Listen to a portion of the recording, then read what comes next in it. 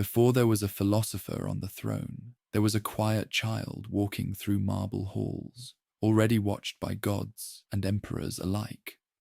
Rome in the early 2nd century did not know crisis. The Pax Romana stretched across 3 continents like a promise kept for generations, and under the steady hand of Emperor Hadrian, the empire had become not merely powerful, but beautiful. Aqueducts traced silver lines across distant hills. Libraries rose in Athens and Alexandria. From the moors of Britain to the deserts of Syria, roads carried merchants and soldiers beneath the same law, the same peace. It was into this golden age that Marcus Annius Verus was born on April the 26th, 121 AD, in a villa on the Caelian Hill overlooking the Eternal City.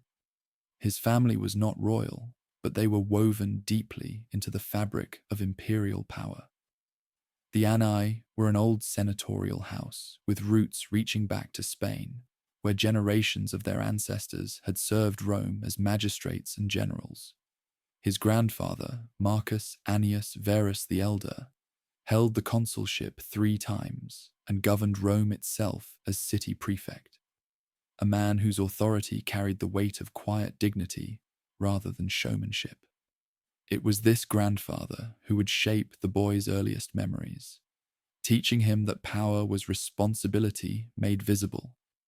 The child's father, also named Marcus Annius Verus, died when the boy was young. History barely remembers him except as a man of virtue who left too soon. His absence carved a hollow place in the household, yet it was filled quickly by the strength of women. Domitia Lucilla, the boy's mother, was no ordinary Roman matron. She was cultured, wealthy in her own right, through inheritance of a brick-making fortune, and possessed of a calm intelligence that her son would inherit like a birthright. Under her guidance, the villa became a place of learning as much as luxury. Greek tutors arrived to teach language and philosophy. Poets recited verses in lamplight. The child absorbed it all with unusual gravity. From the beginning, those who knew him remarked upon his seriousness. While other children ran through gardens or played at being soldiers, young Marcus sat still, watching, listening, thinking. His tutors called him attentive beyond his years. His family noted his reluctance to waste words. Even in play, he seemed to carry some invisible weight, as though he understood too early that the world demanded more than laughter. It was not that he lacked joy, but that his joy seemed contemplative, found in a well-formed sentence, a solved problem, the symmetry of an idea. When he was old enough to begin formal education, he studied rhetoric and grammar under the finest teachers Rome could provide. He learned to argue both sides of a question, to shape language into persuasion, to recognize the difference between truth and eloquence. Yet even as he mastered these skills, something in him resisted their shallowness. Rhetoric was performance. Philosophy, he sensed, was something deeper. At the age of 12, he adopted the rough cloak and hard mattress of a philosopher's student, sleeping on the floor despite his family's wealth. His mother, concerned for his health, gently coaxed him back toward moderation, and he obeyed. But the instinct remained. Comfort felt like compromise.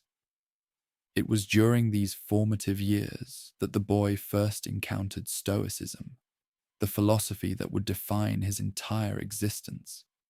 Through the works of Epictetus, a former slave whose discourses taught that freedom lay not in circumstances but in judgment, Marcus began to understand a radical idea, that the only thing truly his own was his will. Everything else, wealth, reputation, health, even life itself, belonged to fate and could be taken at any moment. What mattered was not what happened, but how one responded. This lesson, learned young, became the foundation upon which he would later build an empire's worth of endurance. While the boy studied and grew, the emperor watched. Hadrian was a man of contradictions, brilliant and cruel, lover of Greek culture and builder of walls, capable of exquisite poetry and sudden violence. He had no biological son, and the question of succession haunted his final years like an unquiet ghost. Among the youths of Rome's noble families, his eye fell upon Marcus. The child's seriousness impressed him. His natural dignity, untainted by arrogance, seemed almost unnatural. Hadrian began to call him Verissimus, most truthful, a nickname that stuck. It was both affection and prophecy, recognizing in the boy a quality rarer than intelligence, integrity that required no audience. Yet Hadrian's favor was a dangerous gift. To be noticed by an emperor was to have one's destiny rewritten in ink that could not be erased. The first plan for succession involved a nobleman named Lucius alias Caesar, adopted by Hadrian as his heir. Marcus was betrothed to Aelius's daughter, a political arrangement meant to bind families and futures. But fate, indifferent to imperial schemes, intervened. In January of 138, Aelius died suddenly, coughing blood in the cold winter air. Hadrian's carefully constructed plan collapsed, and he was forced to choose again. This time, the emperor's choice fell upon Antoninus, a wealthy senator of Spanish descent, known for his calm competence and utter lack of ambition. Antoninus was 51 years old, respected but not remarkable. The kind of man who governed well because he did not need to prove anything. Hadrian summoned him and made his terms clear. Antoninus would be adopted as emperor, but only if he in turn adopted two boys, Marcus, now 16, and Lucius Verus, the young son of the deceased Aelius. The arrangement was deliberate, weaving together bloodlines and obligations into a chain of succession that would outlast any single life. On February 25th, 138 AD, the formal adoption took place. Marcus Annius Verus became Marcus Aelius Aurelius Verus, his name now carrying the weight of imperial destiny. Antoninus became Antoninus Pius, a title he had not yet earned but would come to deserve. The boy, standing in the forum as legal pronouncements were read aloud, understood what was happening. His life was no longer his own. He was Caesar, heir to the throne, a name spoken in temples and inscribed on coins. The quiet child who had wanted only to study philosophy now belonged to Rome. Hadrian did not live to see what his choices would produce. By summer, he was dying, his body racked with pain and his mind unraveling into paranoia. He composed a poem to his own soul, calling it A Little Wanderer, Guest and Companion of the Body, and asked where it would go when death came. On July 10th, 138, at his villa in Baiae, the emperor who had spanned the world with walls and aqueducts finally let go. Antoninus Pius became emperor, and the Senate, grateful for a smooth transition, granted Hadrian the honor of deification. The boy Marcus, now living in the imperial household, watched as power passed from one generation to the next. He saw how quickly the living became gods, and how little that meant. The palace was vast, its corridors echoing with the footsteps of slaves and senators, its gardens perfumed with roses imported from Egypt. Marcus moved through it like a visitor in his own life, observing rituals he had not chosen but could not refuse. New tutors arrived, men of even greater prestige. Marcus Cornelius Fronto, the finest orator in Rome, who taught him the cadence of public speech and filled letters with affection and advice. Junius Rusticus, a stern philosopher who handed him the discourses of Epictetus and told him to read carefully. These men did not merely educate. They shaped the way Marcus would think about power, language, and virtue for the rest of his life. Yet even surrounded by luxury, the boy clung to simplicity. He wore plain clothing beneath his toga and avoided the feasts that other young nobles attended with drunken enthusiasm. His letters to Fronto reveal a young man torn between duty and desire, wanting to live as a philosopher, yet bound to live as a prince.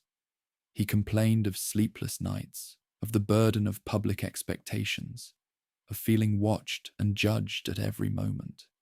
Fronto reassured him, urging him to see rhetoric not as vanity, but as a tool for justice.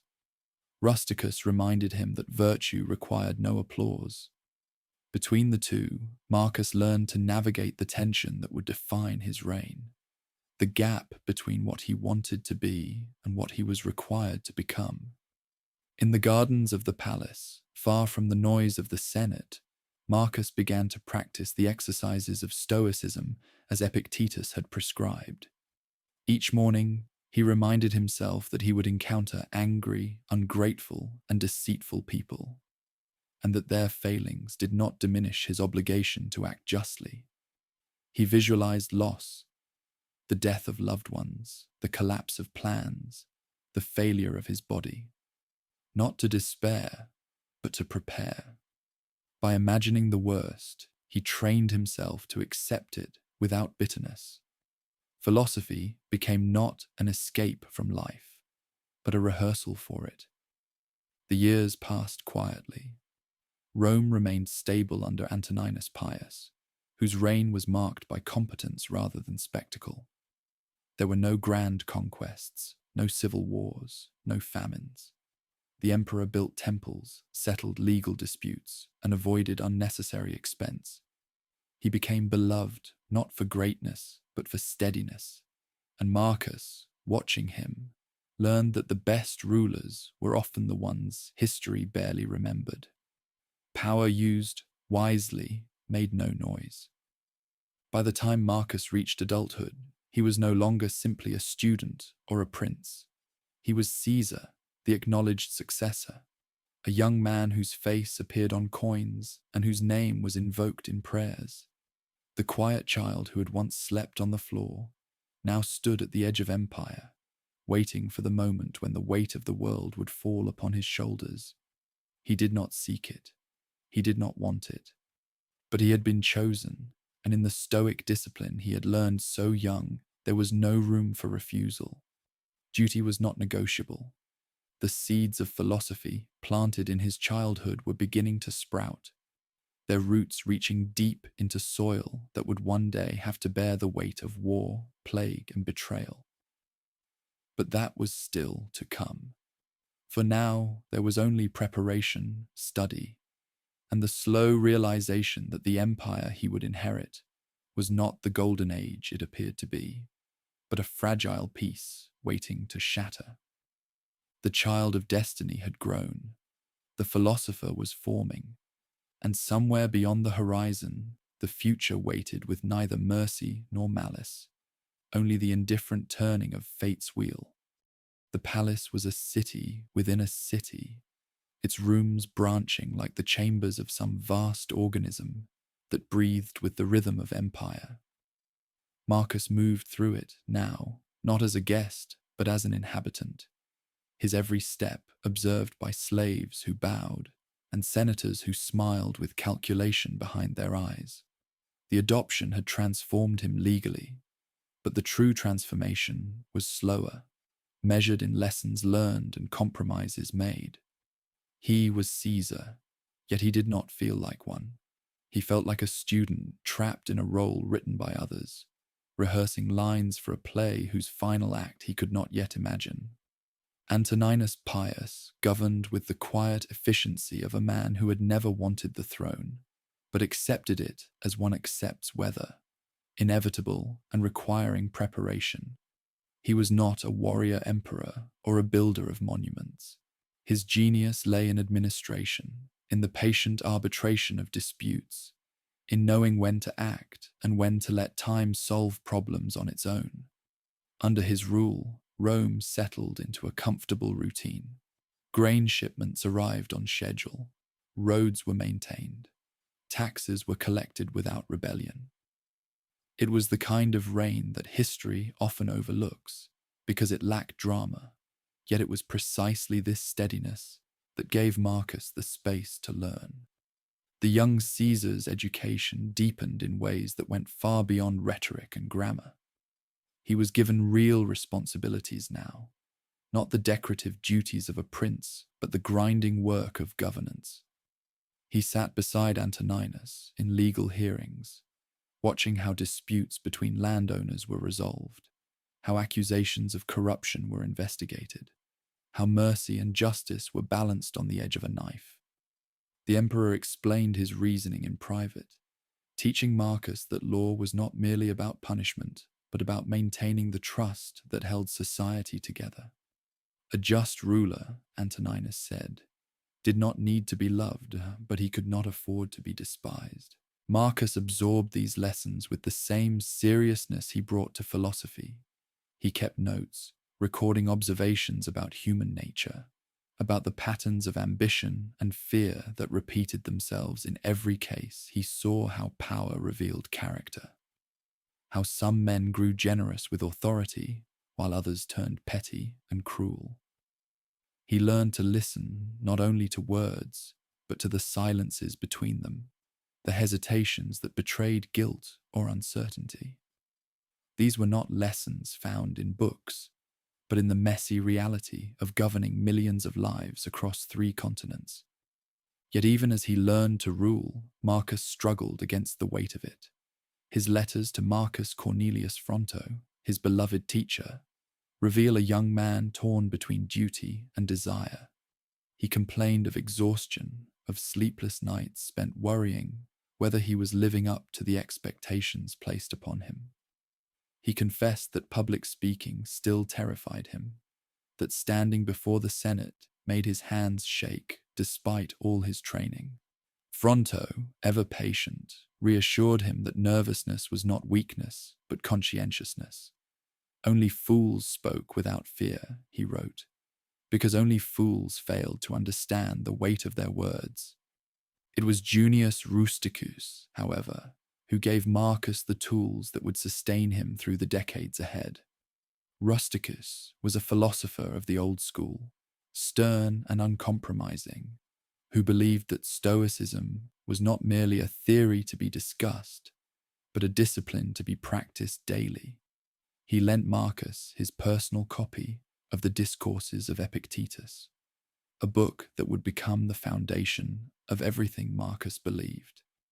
In those pages, the former slave taught that human beings possess only one true freedom, the ability to choose their response to whatever life brings external events, illness, insult, loss, even death, are neither good nor bad in themselves.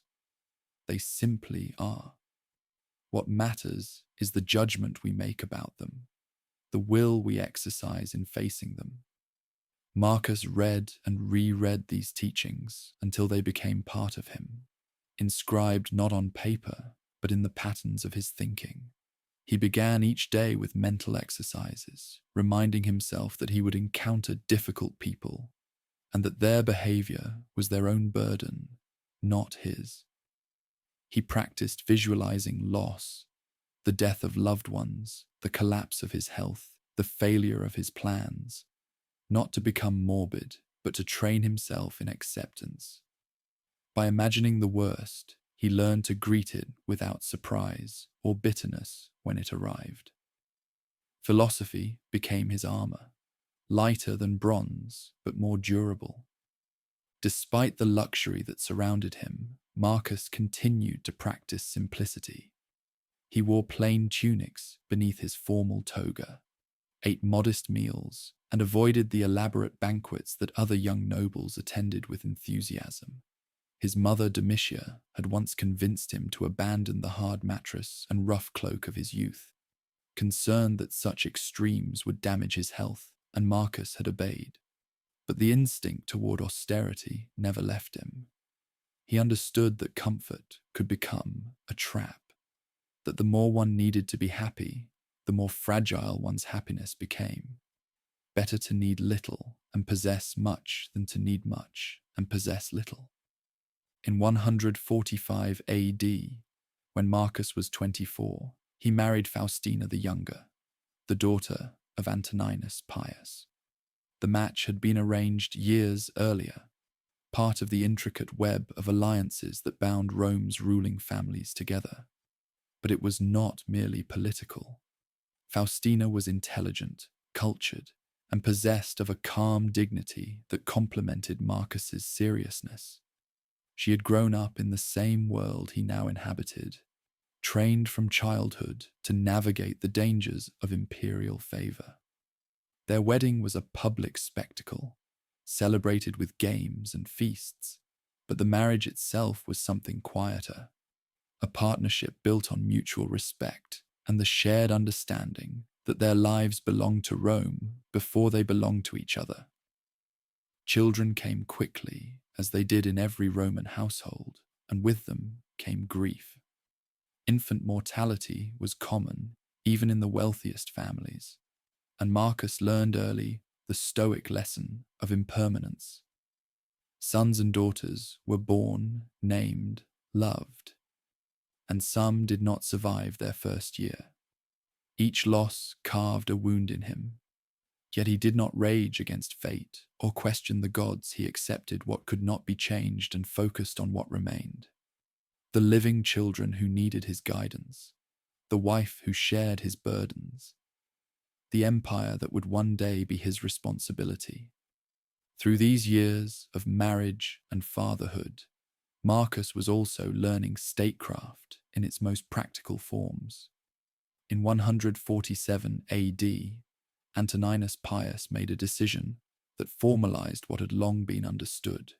He granted Marcus tribunician power, the constitutional authority that made him co-regent in all but name. This was not merely an honorary title, but real power. The right to propose laws, to veto Senate decisions, to command armies. For the next 14 years, Marcus would govern alongside Antoninus, not as an apprentice, but as a partner. It was a gradual assumption of authority, carefully managed to avoid the appearance of weakness or the reality of civil strife. The responsibilities were immense. Marcus presided over legal cases, judging disputes between provinces and ruling on appeals from condemned men. He reviewed military reports from distant frontiers, learning the geography of empire through the complaints of governors and the requests of generals. He attended Senate meetings, sitting silently while elder statesmen debated policy, occasionally offering his own views when asked. His reputation grew steadily. He was known for his calm judgment, his willingness to listen before deciding, his refusal to act from anger or haste. Senators who had initially seen him as merely another privileged youth began to recognize something different. A young man who took his responsibilities seriously, who studied rather than celebrated, who seemed almost too serious for his own good. Yet this seriousness came at a cost. Marcus struggled with anxiety, with the constant pressure of knowing that every decision he made affected thousands of lives. He worried that he was not good enough, not wise enough, not strong enough for what lay ahead. His health, never robust, began to show signs of strain. He suffered from chest pains and digestive troubles, ailments that would plague him for the rest of his life. He began taking theriac, a medicinal compound that included opium among its many ingredients, to manage the pain and maintain his ability to function. It helped, but he knew it was only a temporary solution, a way of borrowing strength from tomorrow to survive today. Through all of this, Marcus continued to study. Philosophy was not something he practiced only in youth and abandoned in adulthood. It was his daily discipline, the scaffolding that held him together. He read widely, not only the Stoics, but also Plato, Heraclitus, and the tragedians whose plays explored the boundaries of human suffering. He memorized passages that he could recall in moments of difficulty, using them like mantras to center his mind. When doubt crept in, he reminded himself that virtue was its own reward, that doing the right thing required no applause, that the opinion of others was beyond his control and therefore not worth his concern. The years under Antoninus Pius were, in retrospect, the calm before the storm. Rome remained at peace, the frontiers held, trade flourished. The empire that Marcus would inherit seemed stable, prosperous, and destined to endure forever. Yet beneath this surface calm, forces were gathering that would test everything he had learned. The Germanic tribes beyond the Danube were growing restless, pressed by migrations from the east. In the distant corners of Asia, new diseases were evolving in ways that physicians could not yet imagine. The treasury, though full, depended on a delicate balance of taxation and trade that a single disruption could shatter. But Marcus did not know this yet. He knew only what stood before him: the daily work of governance, the responsibilities of family, the discipline of philosophy. He practiced acceptance, trained himself in endurance, and prepared for a future he could not predict, but sensed would demand everything he had. Antoninus Pius, growing older now, white-haired and slowed by age, watched his adopted son with quiet satisfaction. He had chosen well. The young man who would inherit the throne was not a warrior or a builder of monuments, but something rarer, a ruler who understood that power was a burden to be borne with humility rather than a prize to be celebrated. In the gardens of the palace, where marble statues gazed with blank eyes toward distant horizons, Marcus walked alone in the evenings, listening to the sound of fountains and the distant murmur of the city beyond the walls. He thought about the future, about the responsibility waiting for him, about whether he would prove equal to it. He did not know yet that he would face plague, war, betrayal, and the slow agony of watching his own body fail him. He did not know that the philosophy he practiced now would be tested in ways Epictetus himself had never imagined, but he suspected. And so he prepared. The making of an heir was not an event, but a process, measured not in ceremonies, but in countless small decisions made when no one was watching. Marcus was being shaped by duty, by study, by loss, and by the example of a man who ruled not through spectacle, but through steadiness. The apprenticeship was nearly complete. Soon the throne would be his, and with it, the full weight of an empire that appeared golden, but was already beginning to crack. The philosopher was almost ready. The world, indifferent and unforgiving, was waiting. The title of co-regent arrived not with fanfare, but with the quiet weight of inevitability, like snow accumulating on a winter roof. In 147 AD, when Marcus received tribunician power from Antoninus Pius, the empire barely noticed. There were no triumphal processions, no games held in his honor, no dramatic speeches declaring a new era. The machinery of state simply adjusted, absorbing the younger man into its rhythms as though he had always been there. But for Marcus, everything changed. He was no longer merely preparing to rule. He was ruling, sharing the burden with a man who had perfected the art of governance through patience rather than glory. What followed was an apprenticeship unlike any in Roman history.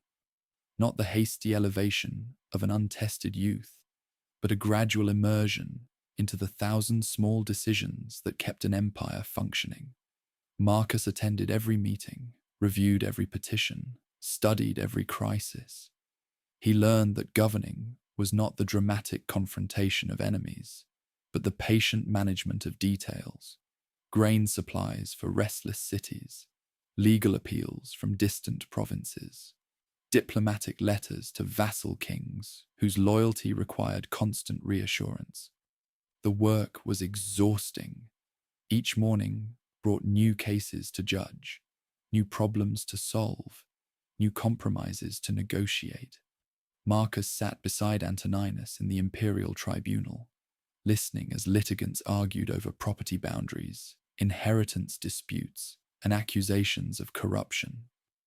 He watched his adoptive father weigh evidence with meticulous care, always seeking not merely legal correctness, but practical wisdom. A verdict that satisfied the law but enraged the populace was a failure. Antoninus explained. Justice had to be both true and believable, or it would dissolve into chaos. Marcus took these lessons to heart, recording his observations in private notes that would later echo through his meditations. He saw how easily power corrupted those who wielded it, how judges could become arrogant, how governors could mistake their authority for wisdom. He reminded himself daily that his position was temporary, that death would reduce him to dust no matter how many cases he judged or laws he passed. This memento mori became not morbid obsession, but practical humility, a tool for keeping his ego in check when senators flattered him and petitioners praised his judgment. Yet despite his growing competence, Marcus remained plagued by self-doubt. His letters to Fronto during these years reveal a man constantly measuring himself against impossible standards. He worried that his speeches lacked eloquence, that his decisions came too slowly, that his chronic illness made him appear weak before the Senate. Fronto responded with affection and exasperation in equal measure, reminding his former student that perfection was neither possible nor necessary. What mattered was sincerity, effort, and the willingness to learn from mistakes. Marcus read these reassurances gratefully, but the anxiety never fully left him. He had been trained to examine himself ruthlessly, and that training cut both ways. His health deteriorated steadily. The chest pains that had begun in his youth grew more frequent and severe. His stomach troubled him constantly, making it difficult to eat the rich foods served at official banquets. He grew thin, his face taking on the ascetic quality of a philosopher monk rather than an emperor in waiting. Physicians prescribed theriac, that ancient compound of herbs and opium that promised relief from all ailments. Marcus took it regularly, finding that it dulled the pain enough to let him work through long days of hearings and consultations. But he knew the medicine was only masking deeper problems, buying time against a body that seemed determined to betray him. Despite physical weakness, his mind remained sharp and restless. He continued his philosophical studies with the same intensity he had shown as a youth, perhaps even more so now that he faced the practical challenges of governance. Epictetus remained his primary guide, but he read widely in other schools as well. From Plato, he learned to question appearances and seek underlying truth. From Heraclitus, he absorbed the idea that everything flows, that change is the only constant, that clinging to stability was futile. From the tragedians, Euripides, Sophocles, Aeschylus, he learned that suffering was universal, that even kings and heroes faced loss and death, and that dignity lay not in avoiding pain, but in bearing it with grace. These philosophical disciplines were not academic exercises, but survival tools. Each day brought new frustrations, incompetent officials who needed to be dismissed gently, ambitious senators whose schemes required careful navigation, foreign envoys whose demands had to be refused without giving offense. Marcus trained himself to respond to each challenge with reason rather than emotion, to separate what he could control from what lay beyond his power. When governors sent reports of failed harvests, he could not change the weather, but he could organize grain shipments. When petitioners begged for exceptions to laws, He could not remake the legal code for each individual, but he could ensure the law was applied fairly. This constant practice of distinguishing between the controllable and the uncontrollable became the foundation of his philosophy. In 145 AD, his marriage to Faustina had begun as a formal alliance, but it deepened into genuine partnership. She bore him children with regularity, 13 in total, though many would not survive to adulthood. Each birth brought joy, mixed with the terrible knowledge that mortality might claim these small lives at any moment. Marcus loved his children fiercely, but tried not to attach his happiness to their survival, knowing that such attachment would make their inevitable losses unbearable. It was a stoic discipline that seemed almost cruel, to love fully while accepting loss completely.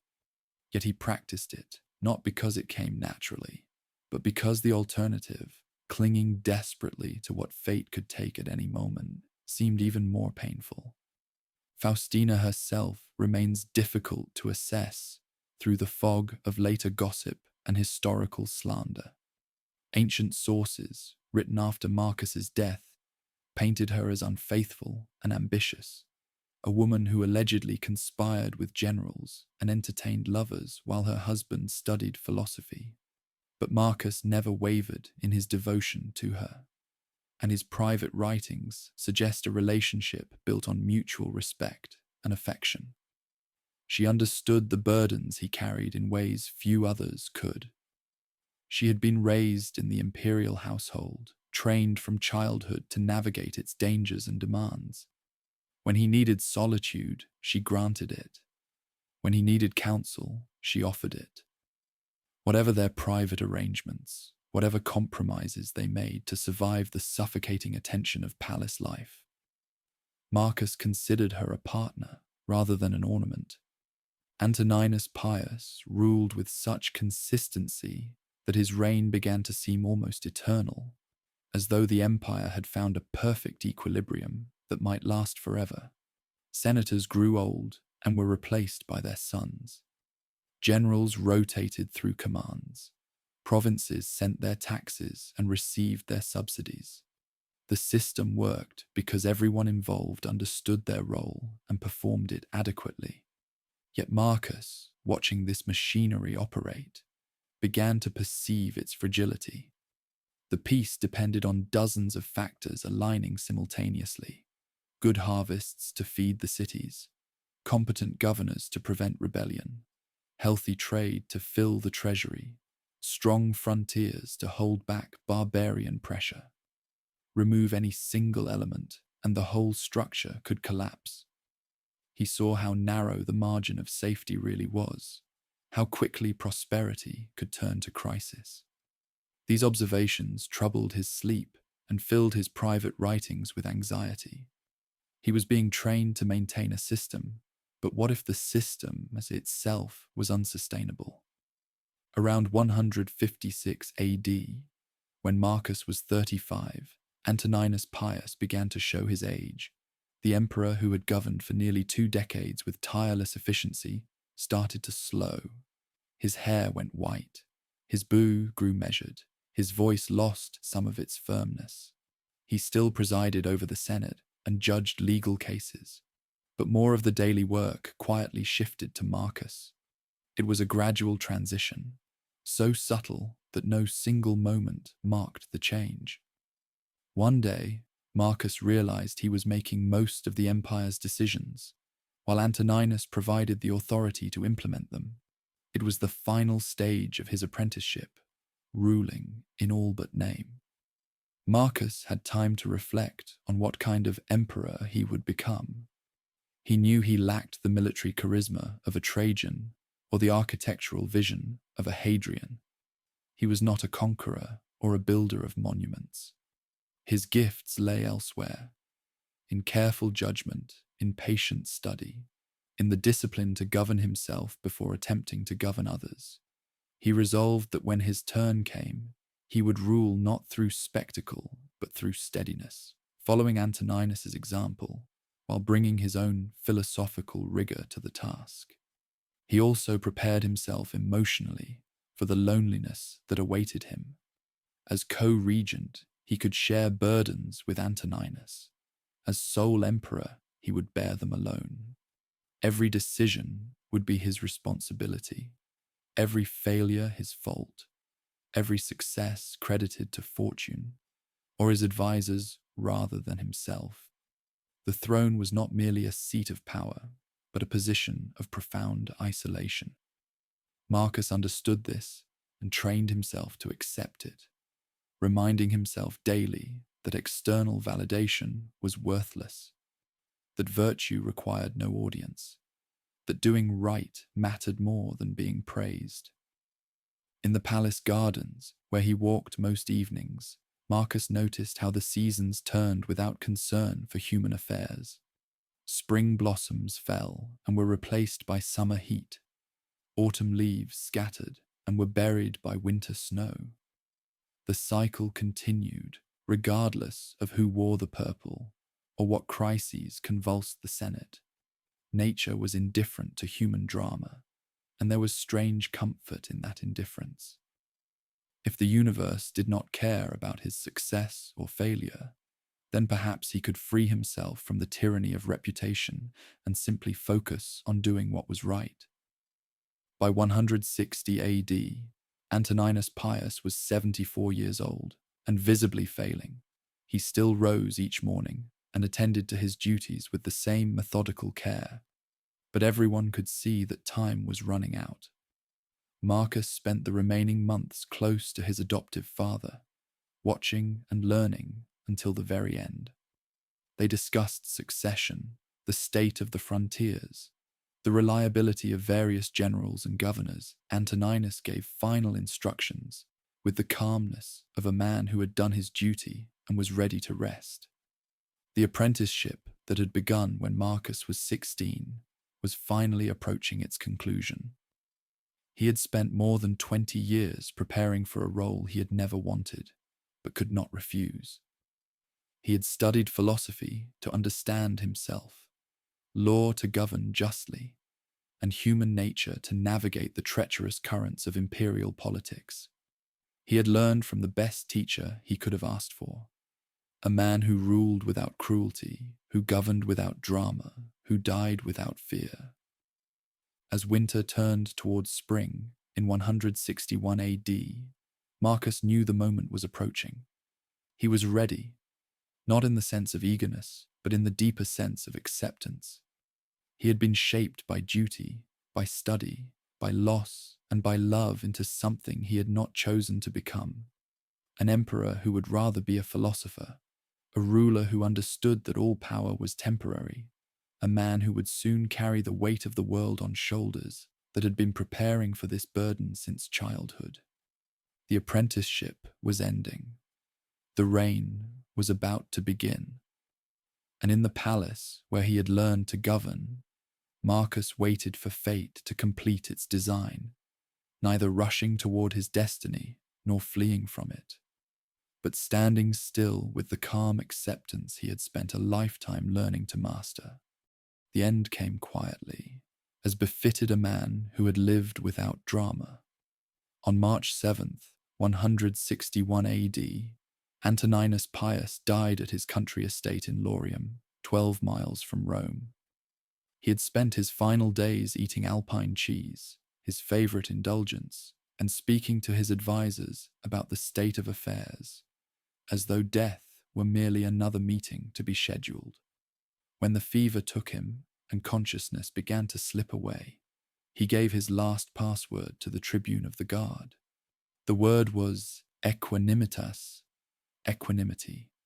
It was both instruction and epitaph, a final lesson from a man who had governed for 23 years without cruelty, without spectacle, without the disasters that had marked so many other reigns. Marcus was 40 years old when the message reached him. He had known this moment was coming, had prepared for it through decades of study and practice, yet its arrival still carried the weight of finality. The man who had been his father in all but blood, his teacher in governance, his model of steady competence was gone. What remained was the throne, the empire, and a burden that no amount of philosophy could fully prepare him to carry. The Senate convened immediately, moving with the practiced efficiency of an institution that had overseen imperial transitions for 2 centuries. The proclamation was unanimous and swift. Marcus Aurelius was declared Augustus, supreme ruler of Rome and all its territories. But Marcus, standing before the assembled senators in his mourning clothes, refused to accept the honor alone. He insisted that Lucius Verus, his adoptive brother, the son of the man Hadrian had first chosen as heir, be elevated alongside him as co-emperor with equal authority. The proposal shocked the Senate. Rome had never been ruled by 2 emperors of equal rank. There had been regents and co-regents, subordinates and heirs in waiting, but never this, a genuine sharing of the supreme power. Some senators worried it would lead to civil war, that 2 men with identical authority would inevitably clash over policy and precedent. Others saw it as weakness, a sign that Marcus lacked the confidence to rule alone. But Marcus was unmoved by their concerns. He argued that the burden of empire was too great for one man, that Hadrian's original plan had called for both of them to rule, and that Lucius deserved the dignity that fate had delayed. There was also, though Marcus did not speak it aloud, a deeper motive rooted in philosophy. He knew himself, knew his tendency toward introspection, his preference for study over action, his physical frailty. Lucius was different. Younger by 8 years, more vigorous, more social, more comfortable with the martial aspects of imperial power. Where Marcus was contemplative, Lucius was decisive. Where Marcus agonized over decisions, Lucius acted. They would balance each other, Marcus believed, and the empire would be stronger for it. The Senate, unable to refuse the new emperor's first official request, granted his wish. Lucius Verus became co-Augustus, and Rome entered an unprecedented constitutional arrangement. The 2 men would rule together, their images appearing side by side on coins, their names invoked together in prayers and oaths. In theory, they were equals. In practice, everyone understood that Marcus held the greater authority through seniority, wisdom, and the respect he had earned during his long apprenticeship. Yet even as the political machinery adjusted to this new reality, Marcus faced a more personal loss. In the weeks following his elevation, he had to preside over Antoninus Pius' funeral and deification. The ceremonies were elaborate, processions through Rome's streets, senators in dark togas, priests burning incense, an effigy of the dead emperor carried on a golden bier. Marcus delivered the eulogy himself, his voice steady despite grief, praising Antoninus's justice, his mercy, his dedication to the common good. He asked the Senate to deify his adoptive father, and the Senate agreed without hesitation. Antoninus Pius joined the pantheon of divine emperors, his temple to be built on the Campus Martius. But for Marcus, the public honors felt hollow. He had lost more than an emperor.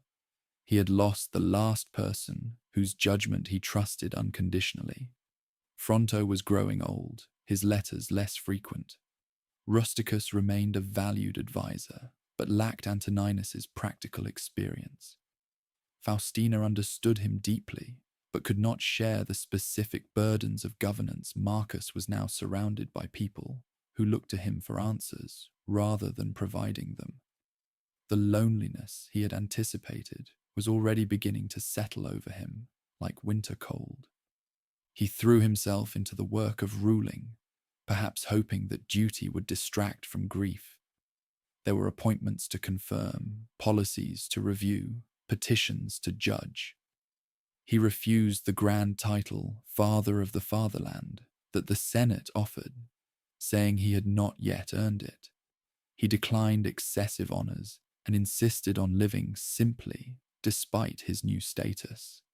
The imperial palace had rooms filled with gilded furniture and silk hangings, but Marcus occupied only a few modest chambers, sleeping on a simple bed and eating plain food. When senators commented on his austerity, he reminded them that virtue required no ornament. His first acts as emperor revealed the philosophical principles that would guide his reign.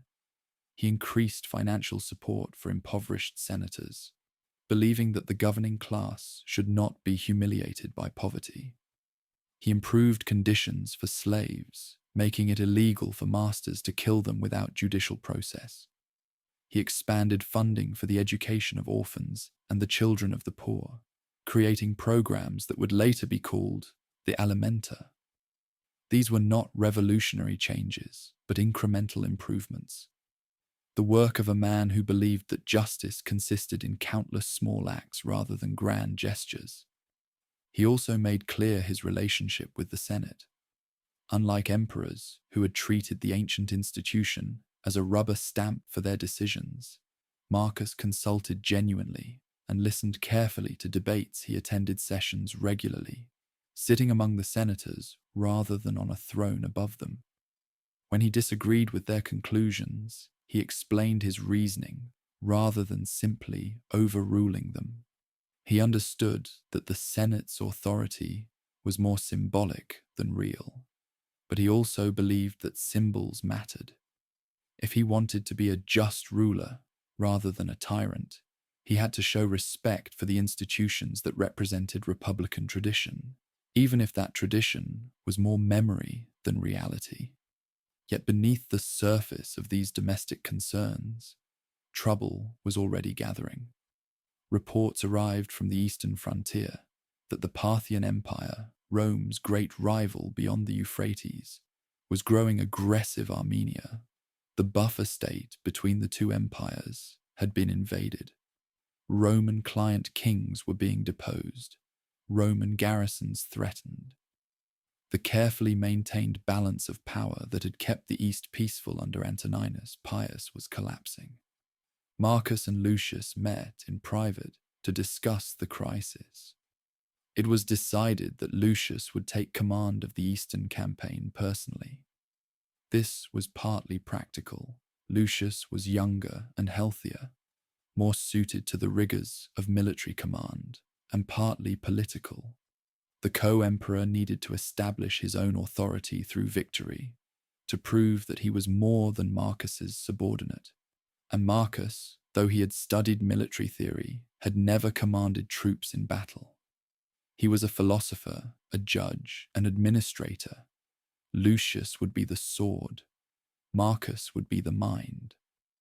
The decision made, Lucius began preparations to depart for Syria. Troops were mobilized, supplies gathered, generals selected. Marcus remained in Rome, managing the empire's civil administration, while his brother went to war. It was the division of labor they had agreed upon, each man contributing what he did best. Yet Marcus could not help but feel the irony. He was emperor, supreme commander of the legions, yet he would spend his reign not on horseback, leading charges, but at a desk reviewing reports.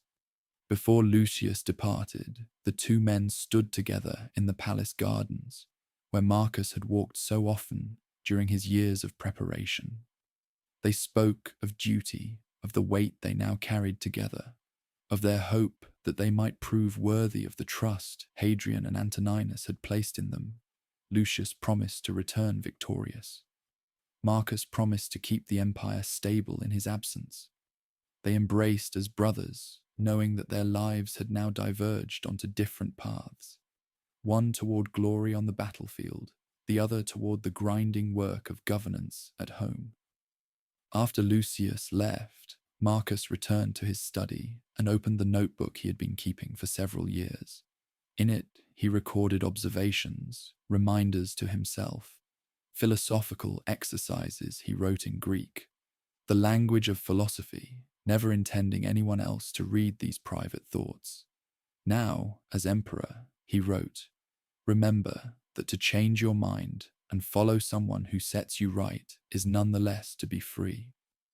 For it is your own activity, accomplished according to your own impulse and judgment, and indeed according to your own mind. It was a reminder to himself that power did not mean rigidity, that being emperor did not require pretending to be infallible. He could still learn, still change his mind, still admit error. This would be his philosophy as ruler. Not to pretend to know everything, but to judge carefully and act justly within the limits of his understanding. The palace was quiet that evening. Servants moved through distant corridors, their footsteps echoing on marble floors. Outside, Rome continued its endless activity. Markets closing, taverns filling, families gathering for evening meals. The city barely noticed that it had a new emperor. Life went on as it always had, indifferent to the identity of the man who wore the purple. Marcus stood at a window, looking out over the city as twilight deepened into night. Somewhere beyond the eastern horizon, Lucius was traveling toward war. Somewhere in the northern provinces, Germanic tribes were testing Roman frontiers. Somewhere in distant Asia, diseases unknown to Roman physicians were breeding in conditions that would soon carry them westward. The empire that appeared so stable was actually balanced on the edge of multiple crises, any one of which could spiral into catastrophe. But Marcus did not know this yet. He knew only what the reports told him, that the East was troubled, that the frontiers needed attention, that the empire required steady management. He had been preparing for this moment since childhood. Now the moment had arrived, and he discovered what every new emperor must learn, that no amount of preparation is ever enough, that the reality of power is lonelier and harder than any philosophy can fully capture, that the distance between knowing what should be done and having the strength to do it can feel infinite. He turned from the window and returned to his desk.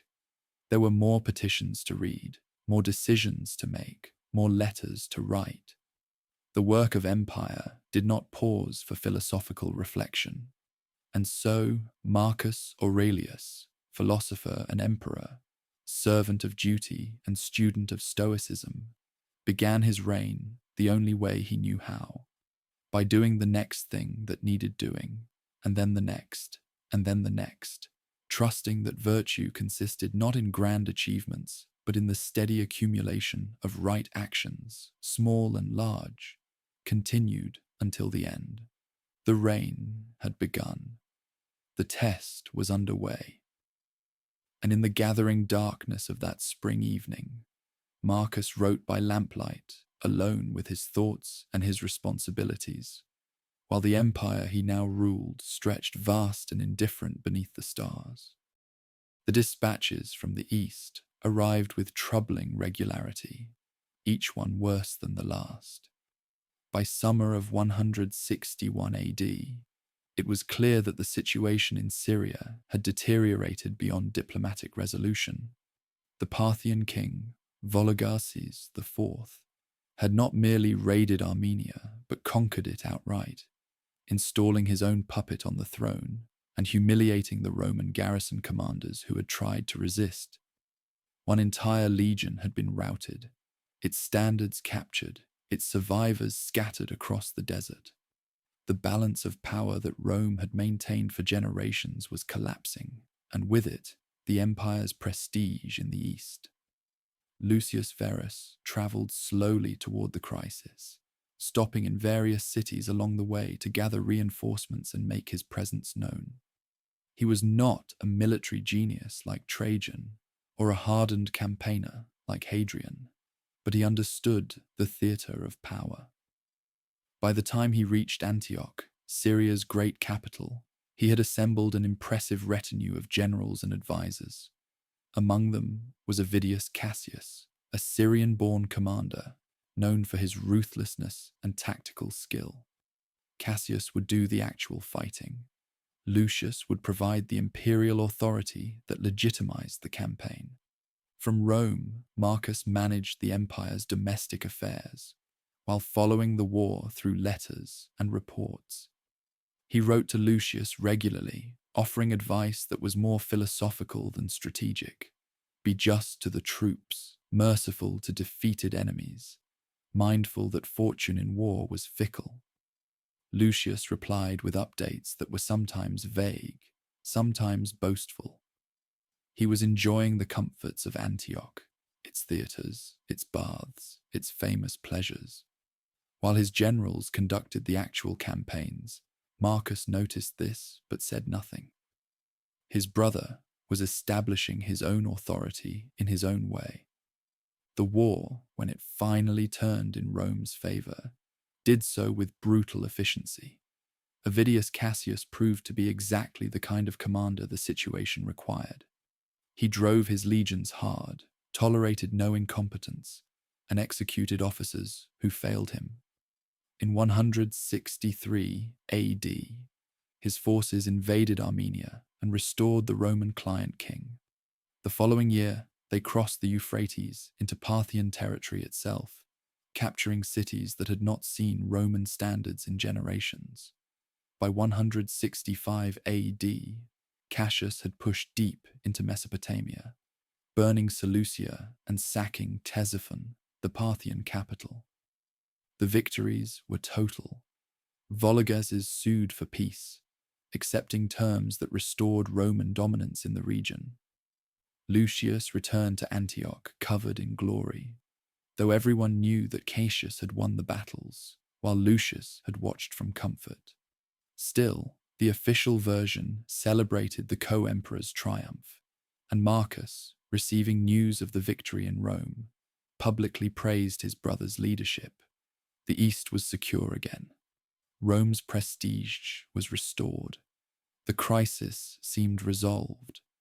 But the soldiers who marched home from Parthia carried something more deadly than victory. In the crowded cities of Mesopotamia, in the refugee camps and military hospitals, they had been exposed to a disease that Roman physicians had never encountered. Modern scholars debate its identity. Perhaps smallpox, perhaps measles, possibly something else entirely. But its effects were unmistakable: fever, pustules covering the skin, death arriving in days or weeks.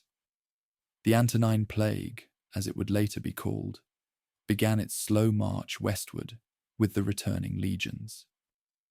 At first, the reports were isolated, soldiers falling ill in Syria, entire cohorts decimated before they could reach their home provinces.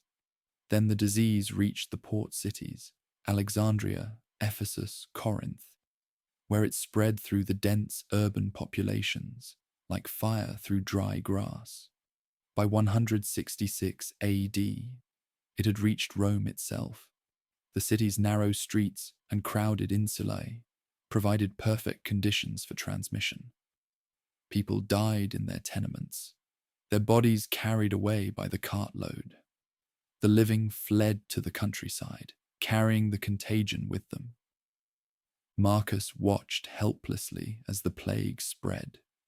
He consulted with physicians who could offer no cure and little explanation. He organized emergency measures, distributing food to quarantine neighborhoods, funding makeshift hospitals, ensuring that bodies were burned rather than buried to prevent further spread. But nothing stopped the dying. The disease killed indiscriminately, taking slaves and senators, children and elders, the healthy and the sick. In a single year, it may have killed as much as 10% of Rome's population. The emperor's own household was not spared. Marcus and Faustina lost children to the plague. The exact number is uncertain, but at least one son and possibly 2 daughters died during these years. Each death was a fresh wound, a test of the stoic principles Marcus had spent his life cultivating. He had trained himself to accept loss, to see death as natural and inevitable, to understand that his children were never truly his to keep. But philosophy, he discovered, was easier to practice in theory than in reality. Grief did not respect logic, yet he could not allow himself to collapse into mourning. The empire needed governance even as it bled. There were still legal cases to judge, still provinces to administer, still frontiers to defend. Marcus forced himself to rise each morning, to review reports, to make decisions. He wrote in his private notebook, "The universe is change. Our life is what our thoughts make it." He was trying to convince himself that he could choose how to respond to catastrophe, that acceptance was possible even when everything seemed to be falling apart. The financial strain was immense. The war in the East had depleted the treasury, and now the plague was killing taxpayers and disrupting trade. Revenue fell while expenses mounted. Marcus needed funds to maintain the legions, to support the plague response, to keep the empire functioning. But raising taxes during a catastrophe seemed cruel, and borrowing from the provinces would only transfer the burden elsewhere. In 169 AD, Marcus made a decision that shocked Rome. He held a public auction of imperial treasures. For 2 months, in the Forum of Trajan, the accumulated wealth of generations of emperors was sold to the highest bidder: golden goblets and silk robes, jewelry worn by Livia and furniture owned by Augustus, statues from Hadrian's collection and books from private imperial libraries. Everything was priced and sold. Marcus himself supervised the auction, standing before crowds of wealthy Romans who purchased pieces of imperial history. The gesture was both practical and symbolic. It raised desperately needed funds while demonstrating that the emperor considered himself a servant of the state rather than its owner. If Rome needed money, he would provide it from his own possessions. Later, when the crisis had passed and some buyers felt guilty about profiting from the empire's distress, Marcus told them they could keep what they had purchased or return it for a refund. Most kept their acquisitions, but they remembered the emperor, who had been willing to sell everything rather than oppress his people with taxes. Through all of this, Lucius Verus remained in Rome, enjoying his triumph and living without the philosophical discipline that governed Marcus's life. The co-emperor attended banquets, patronized gladiatorial games, and indulged in pleasures that Marcus found distasteful. Yet Marcus never rebuked him publicly. They were brothers, co-rulers, and whatever their differences in temperament, the arrangement had worked. Lucius provided military credibility while Marcus managed domestic policy. The partnership had survived its first test. But in January of 169 AD, while traveling with Marcus to inspect troops on the northern frontier, Lucius suffered a sudden stroke. He died within days, probably in the carriage that was carrying him back to Rome. Some sources suggest the plague killed him. Others blame natural causes. Whatever the cause, Marcus found himself alone again. The co-emperor was dead, and the burden of sole rule, which Marcus had deliberately avoided by insisting on shared power, now fell entirely on him. The grief was complicated. Marcus had loved Lucius as a brother, but had often been frustrated by his lack of discipline. He mourned the man while recognizing that governing had just become simpler. No more coordinating decisions, no more diplomatic letters managing his brother's ego, no more worrying about how their differences would be perceived. He was now sole Augustus, and the empire would look to him alone. The funeral was elaborate, the deification immediate. Lucius Verus joined the pantheon of divine emperors, his statues erected in temples across the empire. Marcus delivered a eulogy that praised his brother's courage and service, saying nothing of his failures or indulgences. The dead deserved respect, and Marcus would not diminish a man who could no longer defend himself. But the empire that Marcus now ruled alone was no longer the stable, prosperous realm that Antoninus Pius had left him. The plague continued its devastation, moving through provinces in waves that seemed to have no pattern and no end. Trade collapsed as merchants refused to travel to infected cities. Agriculture suffered as farmers died and fields went unplanted. The tax base shrank while military expenses remained constant. And from the north came new reports of trouble.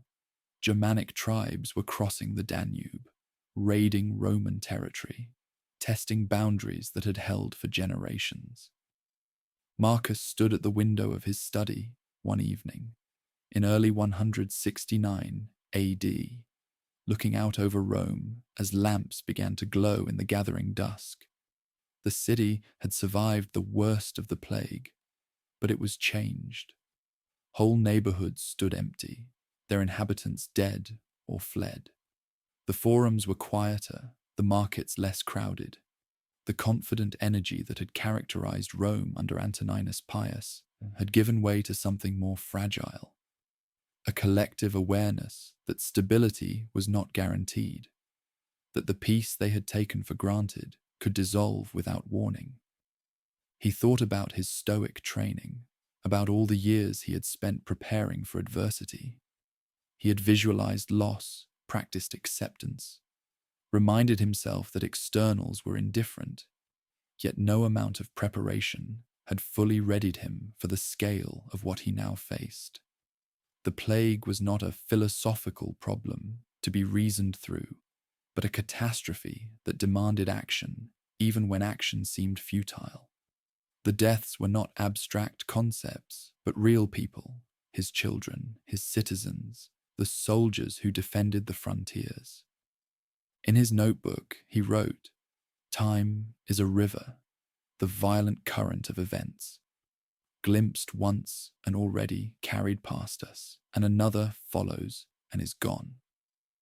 It was both observation and meditation, an attempt to place present suffering within the larger context of cosmic indifference. Nothing lasted. Everything passed.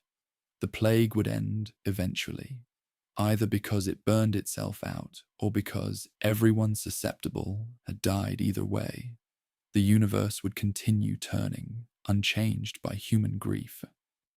But until that ending came, he had work to do. Reports from the northern frontier were growing more urgent. The Marcomanni and Quadi tribes, pressed by migrations from the east, were gathering in unprecedented numbers. Roman commanders warned that the Danube defences might not hold. Marcus would have to go north himself, taking personal command of a military campaign for the first time in his life. The philosopher who had wanted only to study and write, the reluctant emperor who had shared power to avoid ruling alone, now faced the prospect of spending his remaining years in military camps along a frozen river, fighting wars he had never wanted, and managing crises that seemed to have no solution. The golden age was over. The age of iron had begun, and Marcus Aurelius, armed with nothing but philosophy and duty, prepared to face whatever came next with the only weapon he truly possessed: the determination to remain virtuous regardless of circumstance. The plague had devastated his empire. The wars would devastate his remaining years. But he would endure, not because he was strong, but because endurance was what virtue required. And in the darkness of that realization, there was a kind of peace. The journey north began in autumn of 169 AD, when the leaves along the Danube turned gold and the first cold winds warned of winter's approach. Marcus left Rome with a sense of finality, knowing he might never return. The reports from the frontier had grown too urgent to ignore. The Marcomanni, Quadi, and Sarmatian Iazyges, tribes that had lived in uneasy peace along Rome's northern borders for generations, were now crossing the river in force, burning villages, enslaving Roman citizens, and threatening cities that had known only peace since the time of Augustus. This was not a raid, but an invasion, driven by pressures the Romans barely understood. Far to the east, mysterious migrations were pushing tribe against tribe in a cascade of displacement. Peoples with nowhere else to go pressed against Rome's frontiers, and when those frontiers failed to hold, they poured through. The empire that had seemed eternal now discovered its borders were merely lines drawn on maps, enforced by soldiers whose numbers were thinning from plague, and whose resolve was tested by enemies who had nothing to lose. Marcus travelled with his court, his advisors, and his young son Commodus, now 8 years old and already designated as heir. The boy watched his father with wide eyes, trying to understand why they were leaving the comfort of Rome for the uncertain dangers of a military camp. Marcus tried to explain. Duty required them to be where the empire needed them most. And right now, that was not in palace gardens, but on the edge of civilization, where Rome's existence was being contested by people who wanted what Rome possessed.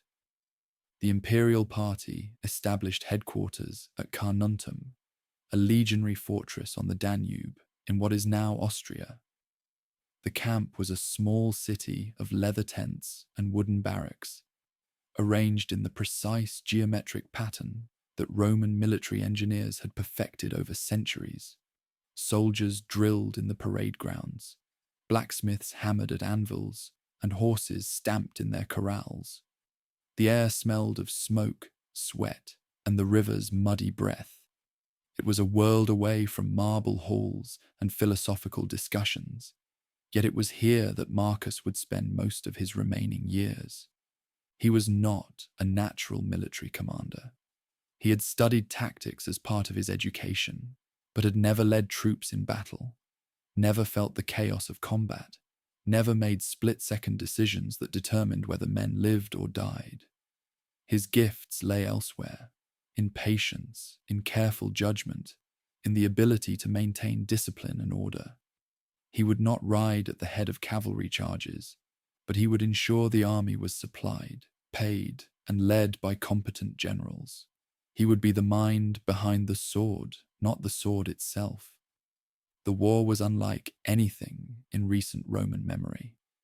These were not organized enemy states with cities to capture and kings to negotiate with, but loose confederations of tribes whose leaders changed, whose allegiances shifted, whose very identities blurred and merged. Victory against one group simply pushed them toward another territory, creating new problems, and the tribes fought with a desperate ferocity born of survival. They were not seeking glory or tribute, but land to settle, safety from the pressures behind them. The fighting was slow and grinding. Roman legions would march into forests where the enemy vanished, then ambushed supply columns on the return journey. Fortified positions would be established, only to be abandoned when maintaining them proved too costly. Treaties would be signed with tribal chiefs who promised peace, then broken when those chiefs lost authority to younger warriors who wanted to fight. It was a war of attrition, and Marcus quickly learned that there would be no quick victory, no triumphant return to Rome, no clean resolution. He adapted to life in the field, with the same discipline he brought to philosophy. He rose before dawn, attended to administrative work, reviewed reports from scouts and spies, consulted with his generals, judged legal cases that soldiers brought to his tribunal. He ate simple food, bread, cheese, dried meat, and slept in a tent that differed from those of his soldiers, more in size than in comfort. The theriac he took for his chronic pain was now supplemented by whatever medicines the camp physicians could provide, but nothing truly helped. His body was failing him slowly, and he accepted this as he accepted everything else, as something beyond his control. At night, by lamplight, he wrote. The notebook that had been his private companion for years now became his refuge. In Greek, he recorded observations about the war, about human nature, about the task of remaining virtuous when surrounded by violence and chaos. These writings were not polished. Philosophy meant for public consumption, but raw thoughts, reminders to himself, conversations with his own mind. In the morning, when you are sluggish at rousing, let this thought be present. I am rising to a human being's work, he wrote. It was both exhortation and consolation, a way of finding meaning in the daily grind of duty. The war consumed resources at an alarming rate. Legions needed constant supply: grain, weapons, armor, horses, medical supplies. The plague had already weakened the empire's economy, and now the military drain threatened to break it entirely. Marcus wrote to Rome, ordering new taxes and levies, knowing each demand would make him less popular, but seeing no alternative. An empire that could not defend itself would not long remain an empire.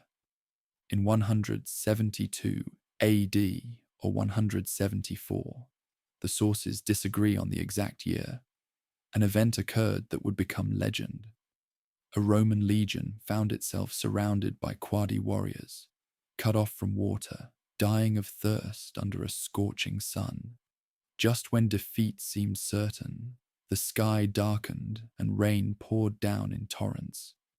The soldiers drank, filled their canteens, and fought back with renewed strength.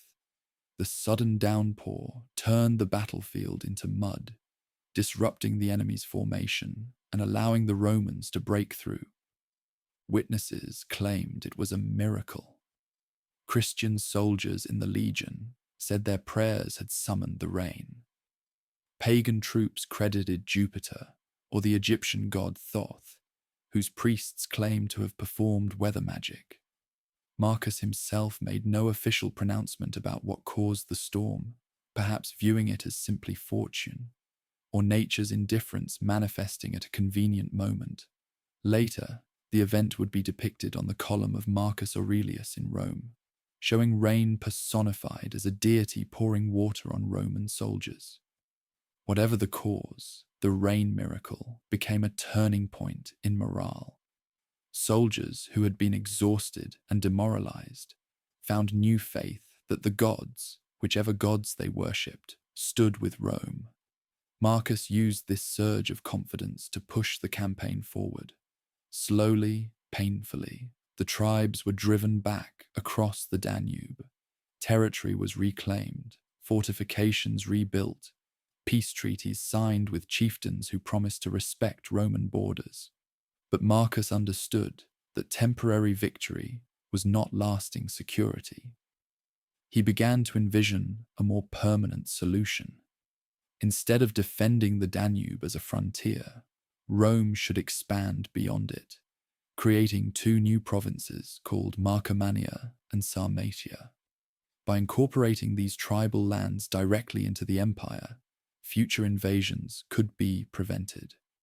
It would require years of additional campaigning, massive investment in infrastructure, and the settlement of Roman colonists, but it would solve the northern problem once and for all.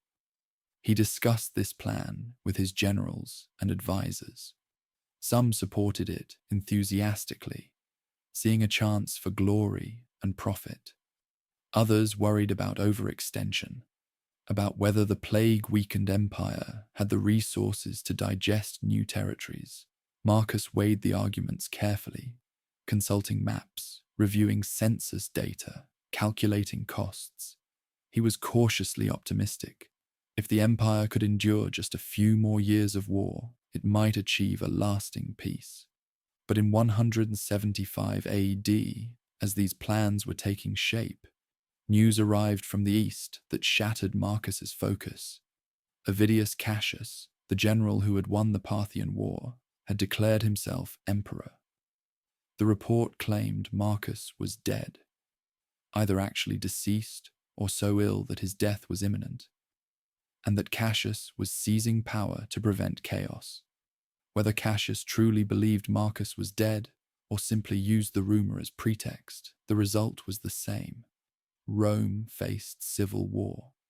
Marcus's first reaction, according to sources, was not anger, but sadness. He had elevated Cassius, trusted him with Eastern command, relied on his military competence, now that trust had been betrayed. His advisors urged immediate military action, brutal reprisals, the execution of Cassius's family.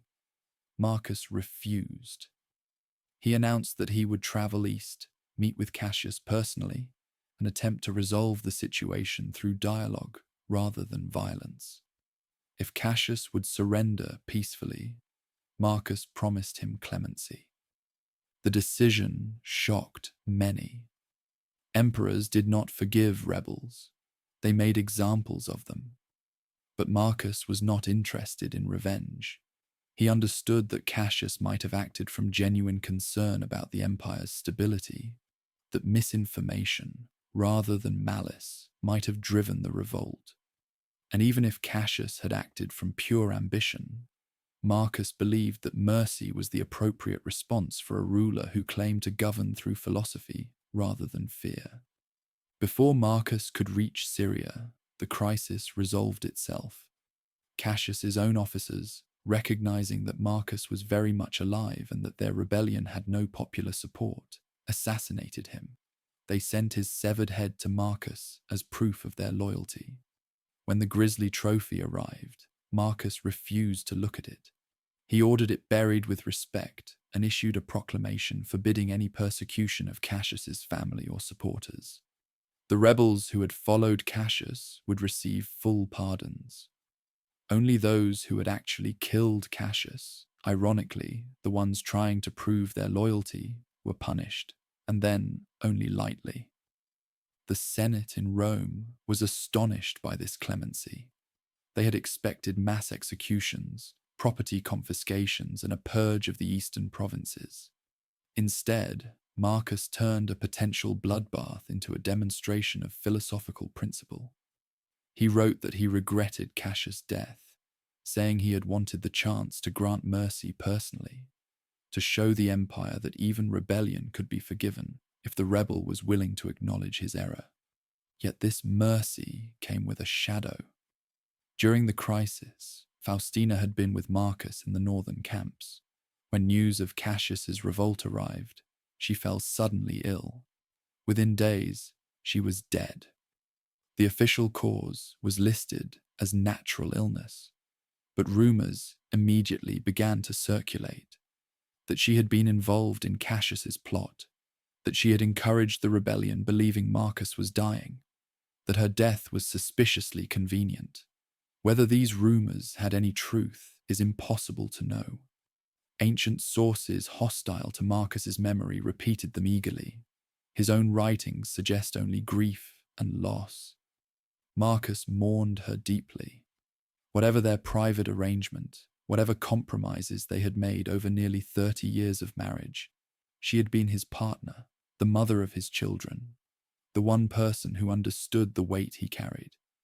He asked the Senate to deify her immediately, established games and honors in her memory, and founded a new city at the place of her death in Cappadocia.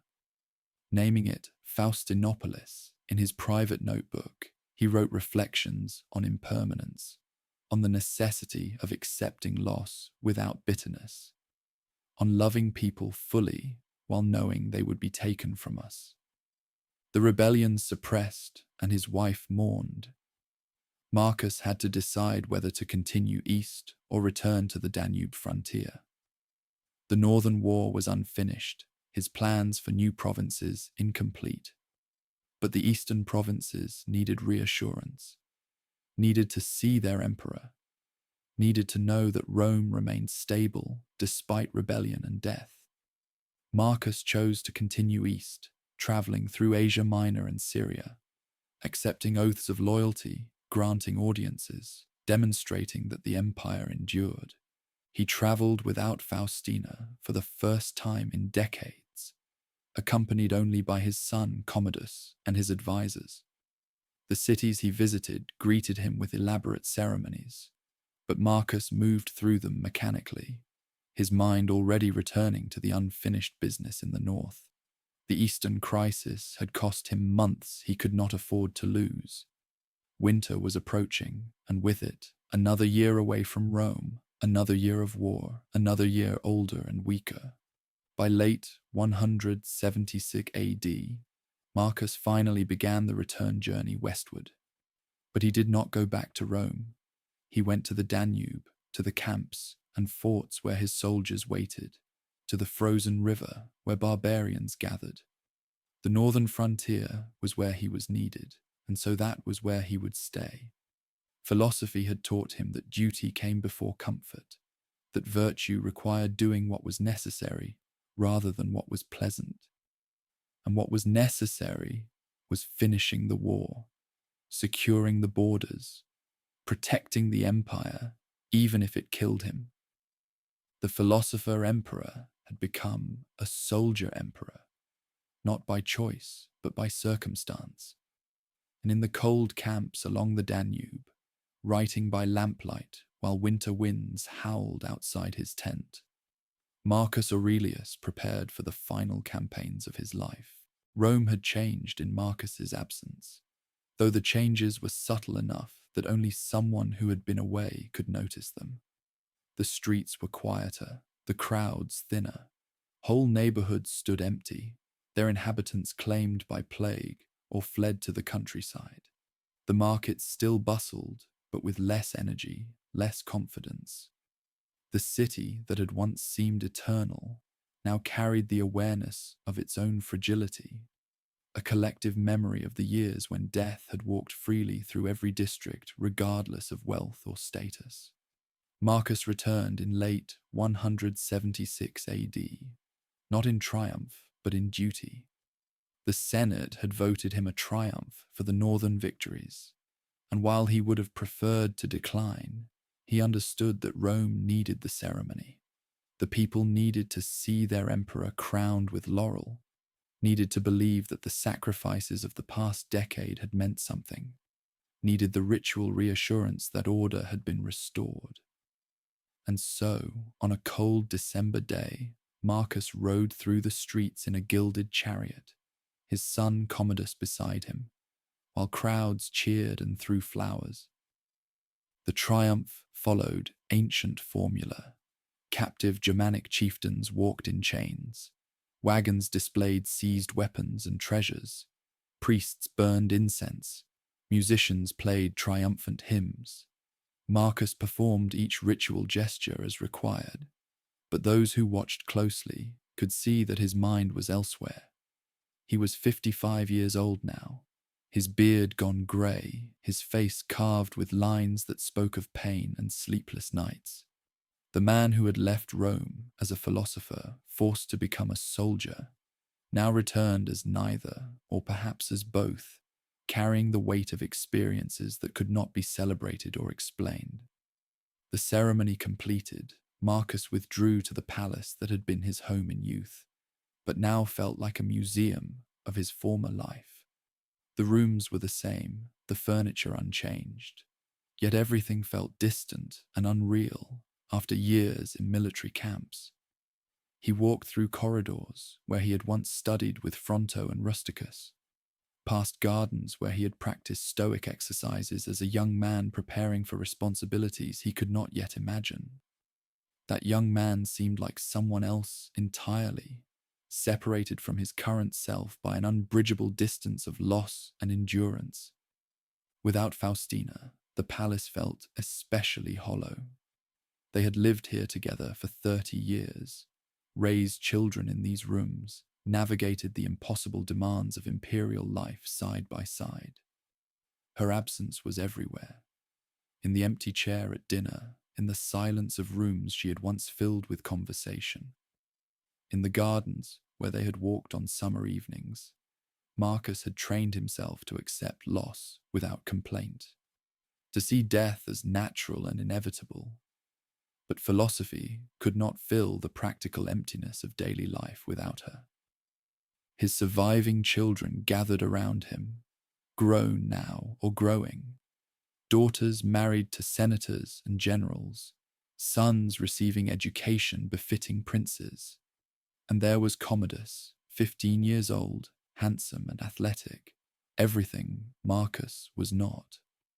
The boy had accompanied his father to the northern frontier, had seen war and death and the grinding reality of imperial duty. Marcus hoped these experiences had shaped him, had instilled the discipline and virtue necessary for rule. But hope was not certainty, and Marcus could not ignore what he saw. Commodus loved spectacle where Marcus valued substance. He sought glory where Marcus counseled humility. He was comfortable with violence in ways that troubled his father. When Marcus tried to discuss philosophy, Commodus listened politely but without real interest. When they reviewed affairs of state, the boy's attention wandered toward thoughts of gladiatorial games and hunting. Marcus saw in his son a reflection of what he himself might have become without Rusticus's guidance and Epictetus's teachings. Someone ruled by appetite rather than reason, by desire rather than duty. Yet Commodus was his only surviving son, and Roman tradition demanded that the throne pass to him. For nearly a century, the empire had been ruled by the adoptive succession of the 5 good emperors, each choosing the most capable man as heir, regardless of blood relation. Marcus himself had been chosen this way, selected for merit rather than birth. But he could not bring himself to pass over his own son, could not declare that Commodus was unworthy. Perhaps the boy would mature. Perhaps responsibility would shape him as it had shaped Marcus. Perhaps a father's hope could substitute for a philosopher's judgment. In 177 AD, Marcus made a decision that would haunt his legacy. He elevated Commodus to the rank of co-emperor, granting him the title Augustus and equal constitutional authority. The boy was barely 16, untested, unprepared. Senators who remembered Marcus's own careful 14-year apprenticeship under Antoninus Pius must have wondered at the haste. But Marcus had his reasons, practical, if not philosophical. His health was failing rapidly. The chronic pains that had plagued him since youth now dominated his days. He needed someone who could represent imperial authority if he became incapacitated, someone whose legitimacy was unquestionable. And perhaps, by binding Commodus to him in office, Marcus hoped to guide and teach his son in ways that instruction alone had failed to achieve. The elevation ceremony was elaborate, held in the forum with all the pageantry Rome could muster. Commodus received the purple toga, the ivory scepter, the acclamation of the troops. He looked the part, tall, strong, confident in ways his father had never been. The people cheered, seeing in this handsome young prince a promise of renewed vigor, a new generation ready to carry Rome forward. Marcus watched and prayed silently that appearances were not deceiving. Between his duties as emperor and father, Marcus found moments to write. His notebooks had accompanied him through every campaign, every crisis, every loss. Now, back in Rome, with libraries accessible again, he expanded his reflections. The writings that would later be called the Meditations were taking their final form.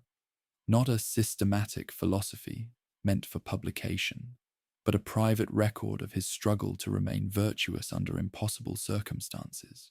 He wrote in Greek, the language of philosophy, never imagining that future generations would read these words. Book 1, which he composed or finalized during this period, was essentially a gratitude list. Acknowledgements of everyone who had shaped him.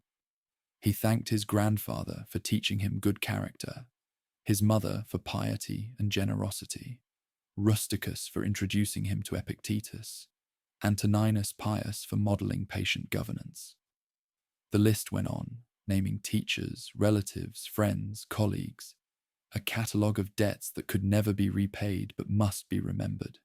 The other books, mostly written during the northern campaigns, contained the philosophical exercises he used daily, reminders about impermanence, meditations on death, arguments for why external circumstances should not affect inner tranquility. The universe is change. Our life is what our thoughts make it. You have power over your mind, not outside events. Realize this, and you will find strength. Do not act as if you had 10,000 years to live. These were not proclamations of achieved wisdom, but tools for survival, phrases he repeated to himself when duty seemed unbearable and philosophy felt like empty words. Some entries revealed his frustrations. When you wake in the morning, tell yourself, the people I deal with today will be meddling, ungrateful, arrogant, dishonest, jealous, and surly. It was not cynicism, but preparation, a way of managing expectations so that human failings would not shock or embitter him. If he began each day assuming he would encounter difficult people, he could respond with patience rather than disappointment when he inevitably did. Other passages showed his awareness of mortality's nearness. Soon you will be ashes or bones, a mere name at most, and even that is just a sound, an echo. He was writing himself toward acceptance, trying to face death without fear or resistance, trying to see his own life as the universe surely saw it, a brief flicker, neither more nor less significant than any other phenomenon, subject to the same laws of change and dissolution that governed everything. The months in Rome passed in this rhythm of public duty and private reflection. Marcus heard legal cases, consulted with the Senate, managed the empire's finances, planned for the inevitable return to the northern frontier. The war there was not finished, merely paused. The tribes would test the borders again, and when they did, he would have to return to the frozen camps and muddy battlefields. But for now, he had this brief interlude in the city of his birth, this moment of relative peace before the final campaigns. He walked sometimes in the gardens at sunset, as he had done in his youth. The statues were the same, the fountains still played. The paths wound through cypress and laurel as they always had. But he walked them now as a man who had buried a wife, lost children, watched thousands die from plague and war, and discovered that all the philosophy in the world could not make such losses painless. It could only make them bearable. In those evening walks, he thought about what he would leave behind, not monuments or conquests. He had built no great works, won no legendary victories. His legacy would be more subtle, a reign marked by justice rather than spectacle, by steady governance rather than dramatic gestures. He had tried to rule as a philosopher, to bring Stoic principles into practical application at the empire's highest level. Whether he had succeeded, history would judge. Whether it had mattered, he could not know. What he could know was that he had tried. When easier paths had been available, cruelty instead of mercy, revenge instead of forgiveness, resignation instead of endurance, he had chosen the harder, more virtuous option, not because it was natural or comfortable, but because philosophy demanded it. And if that was all he achieved, if his reign was remembered simply as an attempt to rule justly in difficult times, that would be enough. The winter of 176 to 177 AD was unusually cold. Snow fell on Rome, a rare sight that delighted children and disrupted the city's routines. Marcus watched it from a palace window, thinking of the deeper snows along the Danube, the camps where his soldiers waited, the unfinished business that would soon call him back.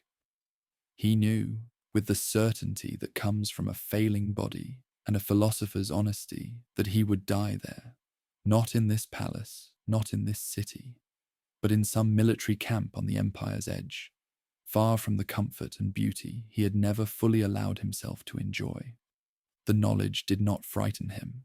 He had spent a lifetime preparing for death, visualizing it, accepting it, understanding it as natural. What troubled him was not his own ending, but what would follow. Commodus inheriting the throne. The empire's future dependent on a young man who seemed to lack the discipline and virtue that rule required. But that too was beyond his control. He could only do what was in his power: teach, guide, model the behavior he hoped his son would emulate. The rest belonged to fate. Spring came, and with it, new reports from the frontier. The tribes were moving again, testing the boundaries, probing for weakness. The war was resuming, and Marcus's presence was required. In early 177 AD, he began preparations to return north, this time bringing Commodus with him. The boy would learn what it meant to be emperor, not through ceremony in Rome, but through duty on the frontier, through the daily grind of command that turned philosophy into practice. As Marcus prepared to leave Rome for what he surely knew would be the last time, he took a final walk through the gardens at dawn. The sun was rising over the city, painting the temples and forums in shades of gold and amber. It was beautiful, this city that had shaped him, that had given him everything and demanded everything in return. He had tried to serve it well. Whether he had succeeded, only time would tell. But the attempt was enough. The attempt had to be enough. And with that acceptance, Marcus Aurelius turned from the gardens, from the city, from the brief comfort of home, and prepared to return to the frontier, where duty called and death waited with patient indifference. The journey north in 177 AD was slower than before, marked by the emperor's declining health and the elaborate entourage required. When travelling with a co-emperor, Marcus rode in a covered carriage much of the way, his body no longer able to endure days on horseback. Commodus rode beside him sometimes, or ahead with younger officers, restless with the energy of youth, while his father conserved what little strength remained. The contrast between them was stark and visible to everyone. The old philosopher bent with pain and responsibility, the young prince vibrant with life that had not yet learned its limits. They returned to Carnuntum and the other fortified camps along the Danube, to the world of leather tents and wooden palisades that had become more familiar to Marcus than the marble palace in Rome. The soldiers greeted their emperor with genuine affection.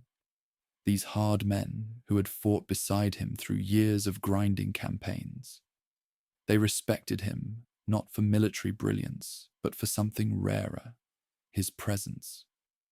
He had not stayed safe in Rome while they died in Germanic forests.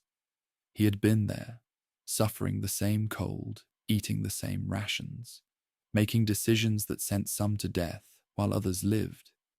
That solidarity meant more than any triumph. Marcus established his headquarters and resumed the work that had defined his later years.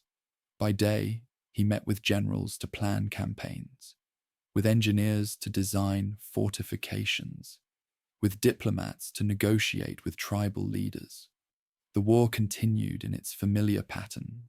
Roman legions would advance into barbarian territory, fight inconclusive battles, establish temporary forts, then withdraw when maintaining them proved too costly. Treaties would be signed and broken. Hostages would be exchanged. Territory would change hands and change back. It was warfare as administration, violent and tedious in equal measure. But Marcus's true work happened at night, after the councils and hearings concluded, after the camp settled into the writhed breathing of thousands of sleeping soldiers. Marcus would light his lamps and write the notebooks that had accompanied him throughout his reign, now filled with his most profound reflections, written by a man who knew his time was ending and wanted to leave some record of what he had learned, even if only for himself.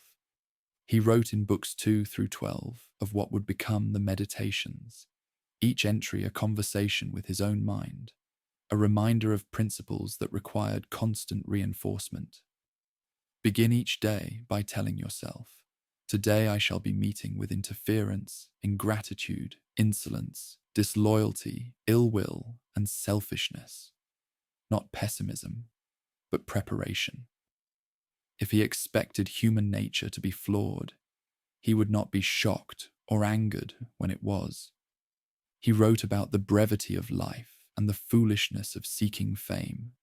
All of us are creatures of a day, the rememberer and the remembered alike. All is ephemeral, both memory and the object of memory. The time is a sort of river, a violent current of events, glimpsed once and already carried past us, and another follows and is gone. These were the thoughts of a man watching his own dissolution, trying to face it with the equanimity Antoninus Pius had named as his final password. He wrote about duty. At dawn, when you have trouble getting out of bed, tell yourself, "I have to go to work as a human being. What do I have to complain of if I'm going to do what I was born for? The things I was brought into the world to do." It was self-exhortation. The philosopher emperor coaching himself through another day of burdens that philosophy made bearable but never light. And he wrote about acceptance. You could leave life right now. Let that determine what you do and say and think. Not morbid fascination with death, but recognition that mortality gave life its meaning and urgency. If he might die today, then today mattered absolutely, and today's virtue could not be postponed until tomorrow. Commodus, watching his father write by lamplight, night after night, could not understand what drove this obsessive scratching of pen on paper. The young co-emperor preferred the company of soldiers, the excitement of hunts organized in the forests beyond the camps, the admiration of men who saw in him a warrior rather than a philosopher. He performed his duties adequately, attending councils, reviewing troops, learning the mechanics of command. But his heart was never in the patient work that consumed Marcus. The relationship between father and son grew strained through proximity. Marcus saw too clearly what Commodus was becoming.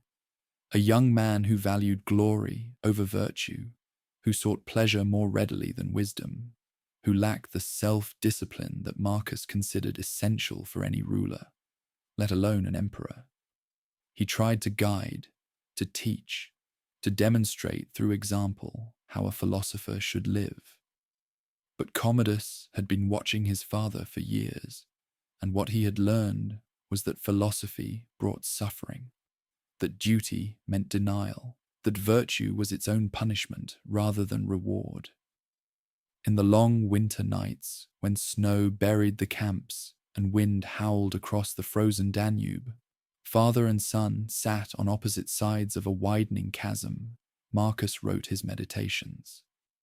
Commodus dreamed of Rome and the games he would sponsor there, the spectacles that would make people love him in ways his father never seemed to seek. They shared the purple, shared the title of Augustus, shared the burden of empire, but they did not share understanding. The war ground forward with aching slowness. In 178 AD, Marcus achieved significant victories against the Marcomanni, pushing them back from Roman territory and securing the Danube frontier more firmly than at any point in the past decade. The vision he had held since the war's beginning, the creation of two new provinces, Marcomannia and Sarmatia, seemed finally within reach. Just a few more years of campaigning, just a bit more stability, and Rome could extend its boundaries north of the river, creating a permanent buffer against future invasions.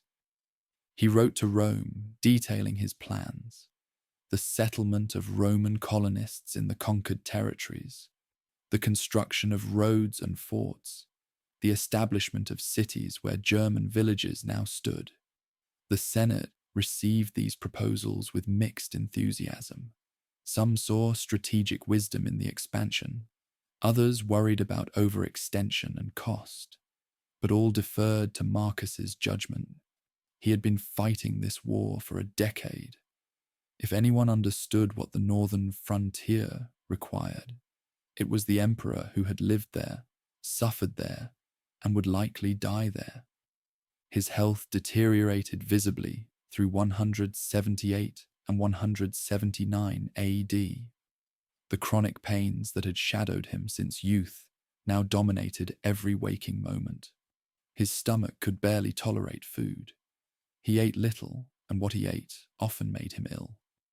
The theriac he took for pain was increased in dosage, but even opium's mercy had limits. He grew gaunt, his face skull-like beneath white beard and hair, his body a fragile shell containing a mind that still worked with ruthless clarity. The soldiers noticed. They whispered that the emperor was dying, that he pushed himself beyond human endurance, that he should return to Rome and let younger men finish the war. But Marcus refused. To leave now, with victory tantalizingly close, would waste everything the past years had cost. The new provinces were his gift to Rome's future, the achievement that would justify the suffering. He would not abandon them unfinished. He knew what that decision meant. His body was telling him clearly that it had reached its limits, that the mechanism of flesh and blood that had carried him for nearly 60 years was shutting down.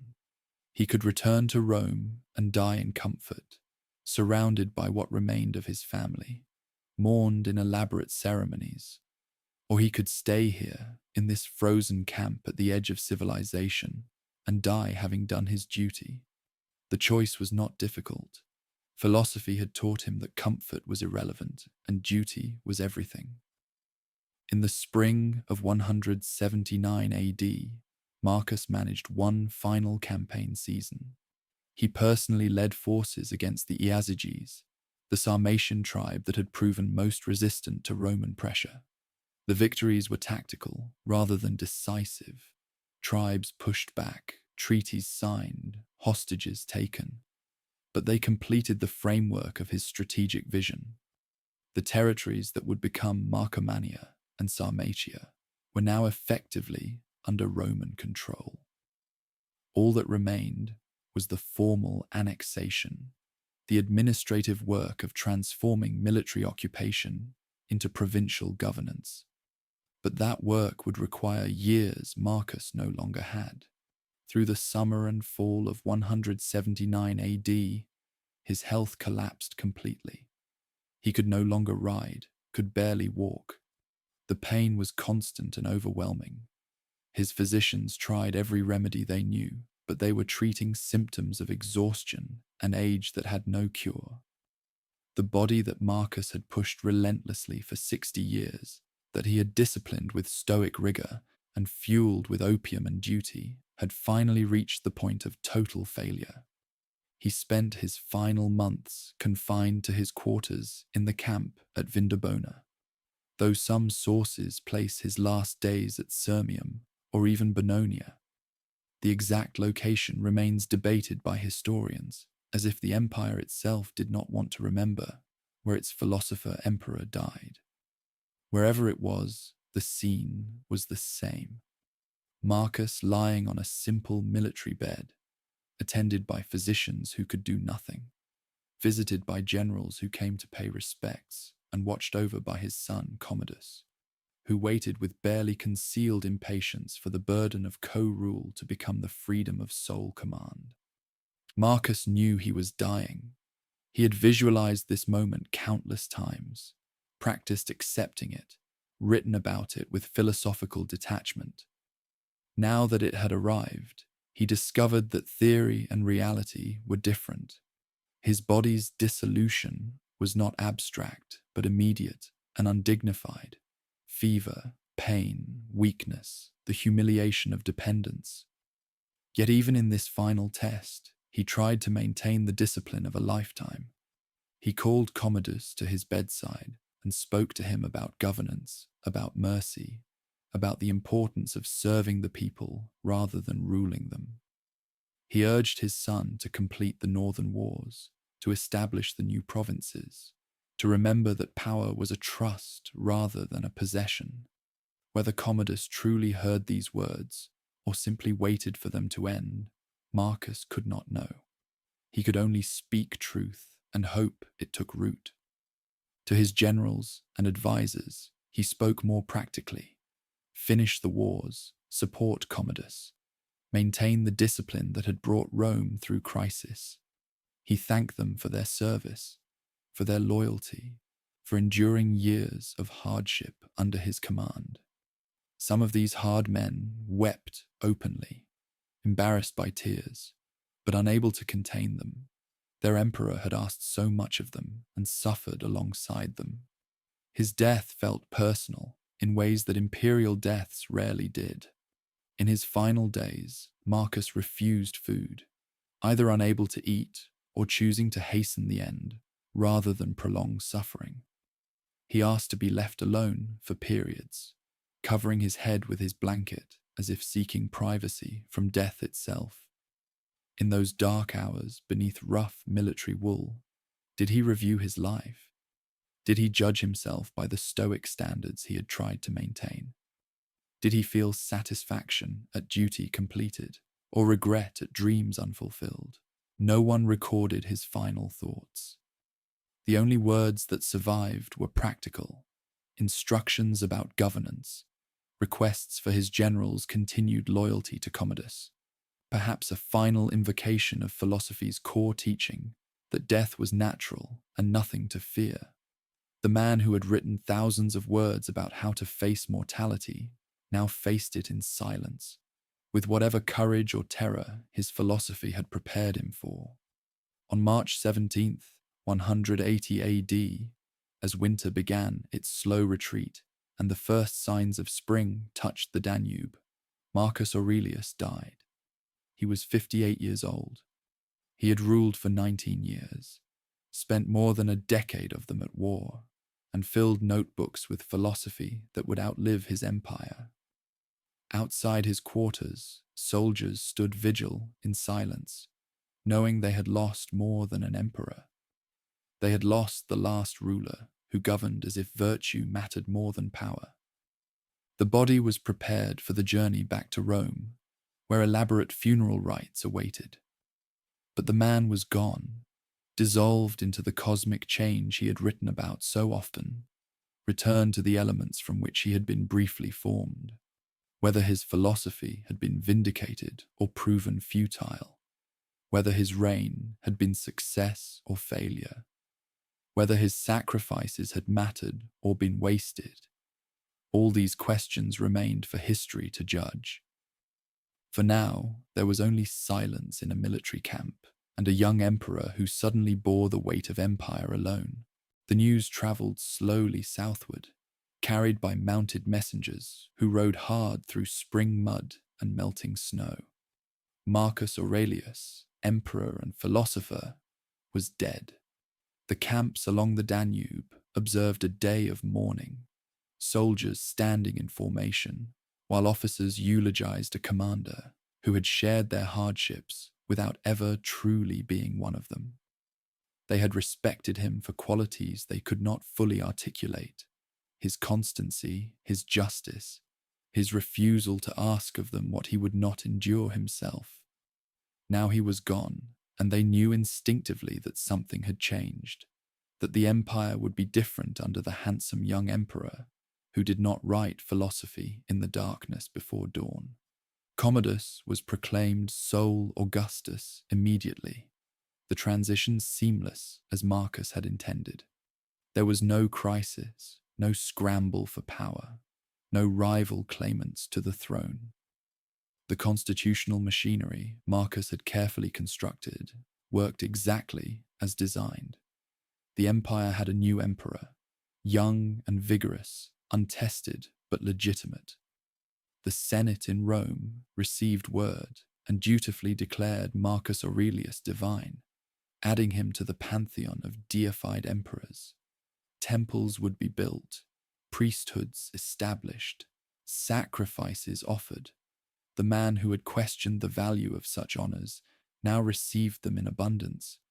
But Commodus had no interest in finishing his father's work. The vision of new provinces beyond the Danube, the strategic plan that Marcus had spent a decade and countless lives pursuing, seemed to the young emperor like his father's obsession rather than Rome's necessity.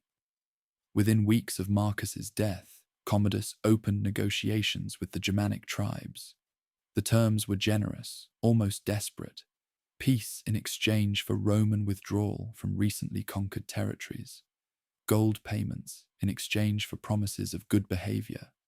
Hostages exchanged, but with little expectation they would guarantee anything.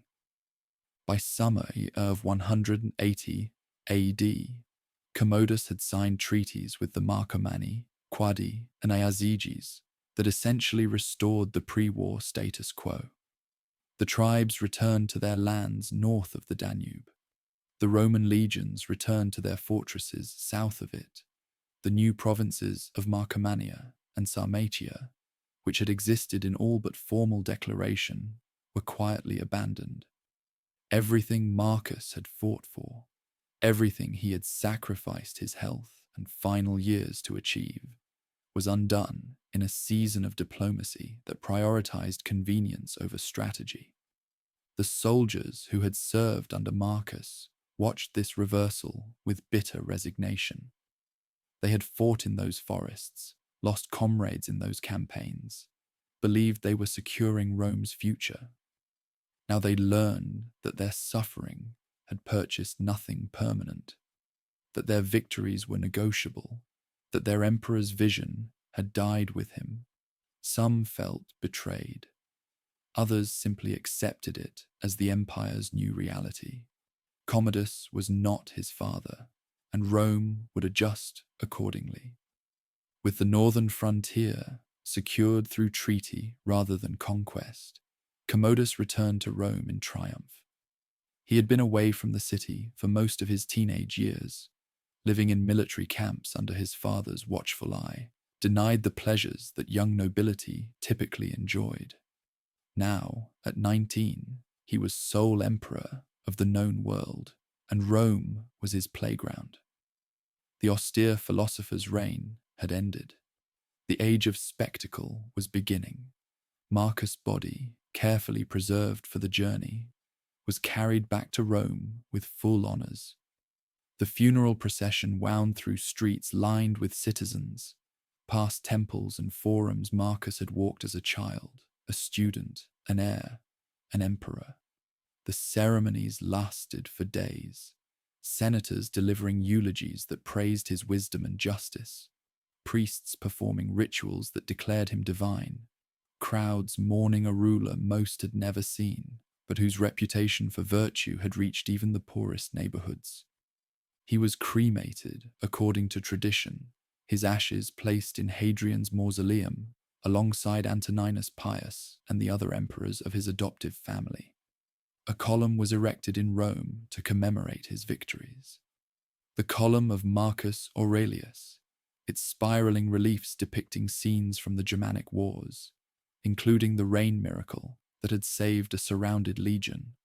The monument still stands, a stone memory of campaigns that history would remember more for their difficulty than their glory. But Marcus's true legacy lay not in monuments or military achievements. It lay in a small notebook written in Greek, a private journal that was never meant for other eyes. The Meditations. Though Marcus himself had never given the writings any title, survived, passing through hands whose identities history did not record. Perhaps a secretary preserved it, or a family member recognized its value, or a scholar stumbled upon it in the imperial archives. However it survived, the text endured when so much else was lost. For centuries, the Meditations remained relatively obscure, studied by philosophers and copied by monks who recognized wisdom when they encountered it. In the Byzantine Empire, Scholars read Marcus's reflections and found in them a model of Stoic virtue applied to power. In medieval monasteries, copyists preserved the Greek text alongside sacred scriptures, treating philosophy as another form of divine teaching. The book was too honest, too personal, too obviously written for the author's own benefit to be dismissed as mere political propaganda. The Renaissance brought Marcus Aurelius back to broader attention. As Europe rediscovered classical learning, the Meditations was translated into Latin and then into vernacular languages. Readers encountered a Roman emperor who sounded surprisingly modern in his doubts, his struggles, his constant effort to be better than his circumstances required. Here was power that questioned itself, authority that submitted to philosophy, an emperor who seemed almost embarrassed by empire. Enlightenment thinkers embraced Marcus as proof that rulers could be rational, that power could be exercised with wisdom, that government need not be arbitrary or cruel. Voltaire praised him as one of history's few genuinely good emperors. Edward Gibbon, writing his monumental history of Rome's decline and fall, paused at Marcus's reign to note that his death marked the beginning of the empire's true collapse. Not because he had been a great general or reformer, but because he had been decent, and decency in power was so rare that its absence left a void nothing else could fill. In the 19th century, as industrialization and nationalism reshaped the world, readers found new relevance in Marcus's teachings. His insistence that we control only our own judgments spoke to people living through rapid change beyond anyone's control. His meditations on duty appealed to an age that valorized service and self-sacrifice. His acceptance of mortality comforted those facing the unprecedented death tolls of modern warfare. The Meditations became a bestseller, translated into dozens of languages, carried by soldiers into trenches, read by prisoners in cells, quoted by leaders seeking to justify or question their own use of power. The 20th century, with its totalitarian horrors and existential anxieties, found Marcus strangely contemporary. Here was a man who had ruled during plague and war, who had faced crises that seemed to have no solution, who had continued doing his duty even when he could not be certain it mattered. His philosophy was not about achieving happiness or escaping suffering, but about maintaining virtue regardless of outcome. In an age of ideologies that promised utopia through violence, Marcus offered something quieter: the idea that we can choose our response to circumstances we cannot choose, and that this choice constitutes our freedom. Modern readers, living in a world Marcus could not have imagined, still find his words striking. You have power over your mind, not outside events. Realize this, and you will find strength. The sentence could have been written yesterday, advice for someone struggling with anxiety, loss, or the overwhelming complexity of contemporary life. The impediment to action advances action. What stands in the way becomes the way. A reframing of obstacles that speaks to anyone facing difficulty without clear solution. But perhaps the most profound aspect of Marcus's legacy is not any specific teaching, but the example he set, a person trying, day after day, to be better than his circumstances made easy. He was not a sage who had achieved enlightenment and taught from that height. He was someone struggling toward virtue, using philosophy as a tool to manage his own failures and fears. The Meditations records that struggle with painful honesty, the frustration when he failed, the weariness when duty seemed unbearable, the questioning of whether any of it mattered. That honesty makes him accessible in ways that more polished philosophy is not. We read Marcus not as students receiving wisdom from a master, but as fellow strugglers recognizing a kindred spirit. He was tired, he was in pain, He doubted himself. He mourned his losses. He worried about his son. He wondered if his sacrifices meant anything, and yet he kept trying, kept writing his reminders, kept choosing virtue even when virtue brought no reward. The irony of his legacy is complete. The emperor who achieved little of what he attempted in life achieved everything in death. His military campaigns, abandoned by his son, secured no lasting peace. His administrative reforms, competent but not revolutionary, were largely forgotten. His dream of new provinces died with him, yet his private notebooks, written for an audience of one, became one of history's most influential books, read by millions, translated into hundreds of languages, still teaching Stoic philosophy to people who have never heard of Epictetus or Chrysippus. Marcus Aurelius failed as his father feared he might. He raised a son unworthy of power, and Rome suffered for it. He failed as a military commander. The wars he fought solved nothing permanently, and the borders he tried to secure collapsed within decades. He failed as a reformer. He changed little about how Rome was governed, introduced no great innovations, left the empire fundamentally unchanged. But he succeeded as a human being, and that success echoed across centuries. He showed that power could be born with humility, that philosophy could be lived rather than merely discussed, that virtue was possible even in impossible circumstances. He demonstrated that the most important battles are internal, the daily struggle to remain just, kind, and rational when the world offers countless excuses for cruelty, selfishness, and despair. In the end, Marcus Aurelius left not an empire, but a question. What does it mean to live well? His answer, worked out through decades of journals written in military camps and palace studies, was simple. To do your duty without complaint, to be kind when you might be cruel, to seek truth when lies are more comfortable, to accept what you cannot control and focus on what you can, to remember that you will die and let that knowledge inform how you live, to persist in virtue not because it brings reward, but because it is what human beings, at their best, choose to do. The philosopher emperor died on a cold March day in 180 AD, far from home, his body failing, his dreams unfulfilled. But the words he wrote to himself survived, and in surviving, accomplished what all his imperial power could not. They changed minds, comforted the suffering, and taught generation after generation that strength lies not in controlling the world, but in mastering oneself.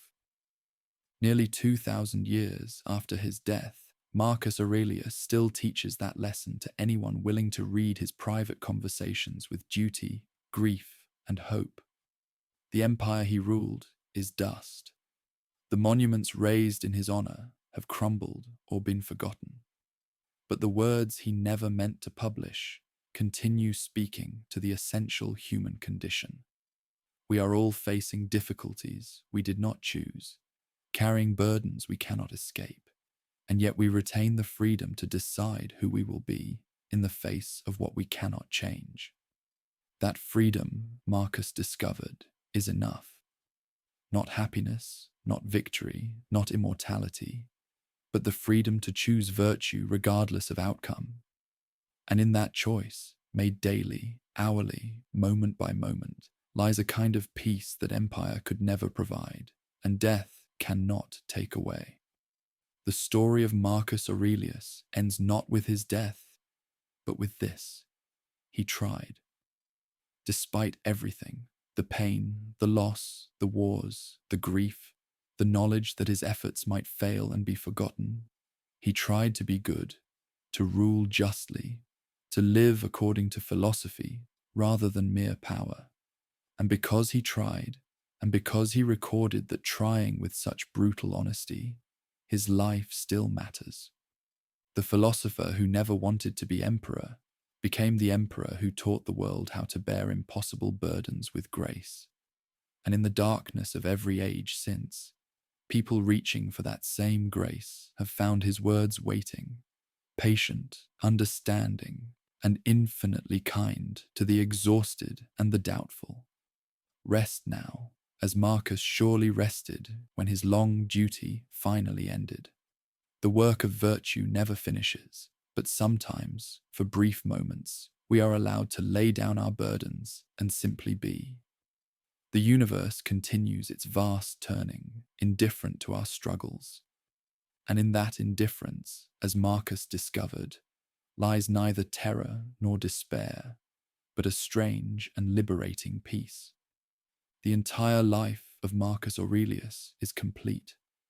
The lesson endures, and somewhere in the vastness of time and change, his words still echo. You have power over your mind. Realize this, and you will find strength.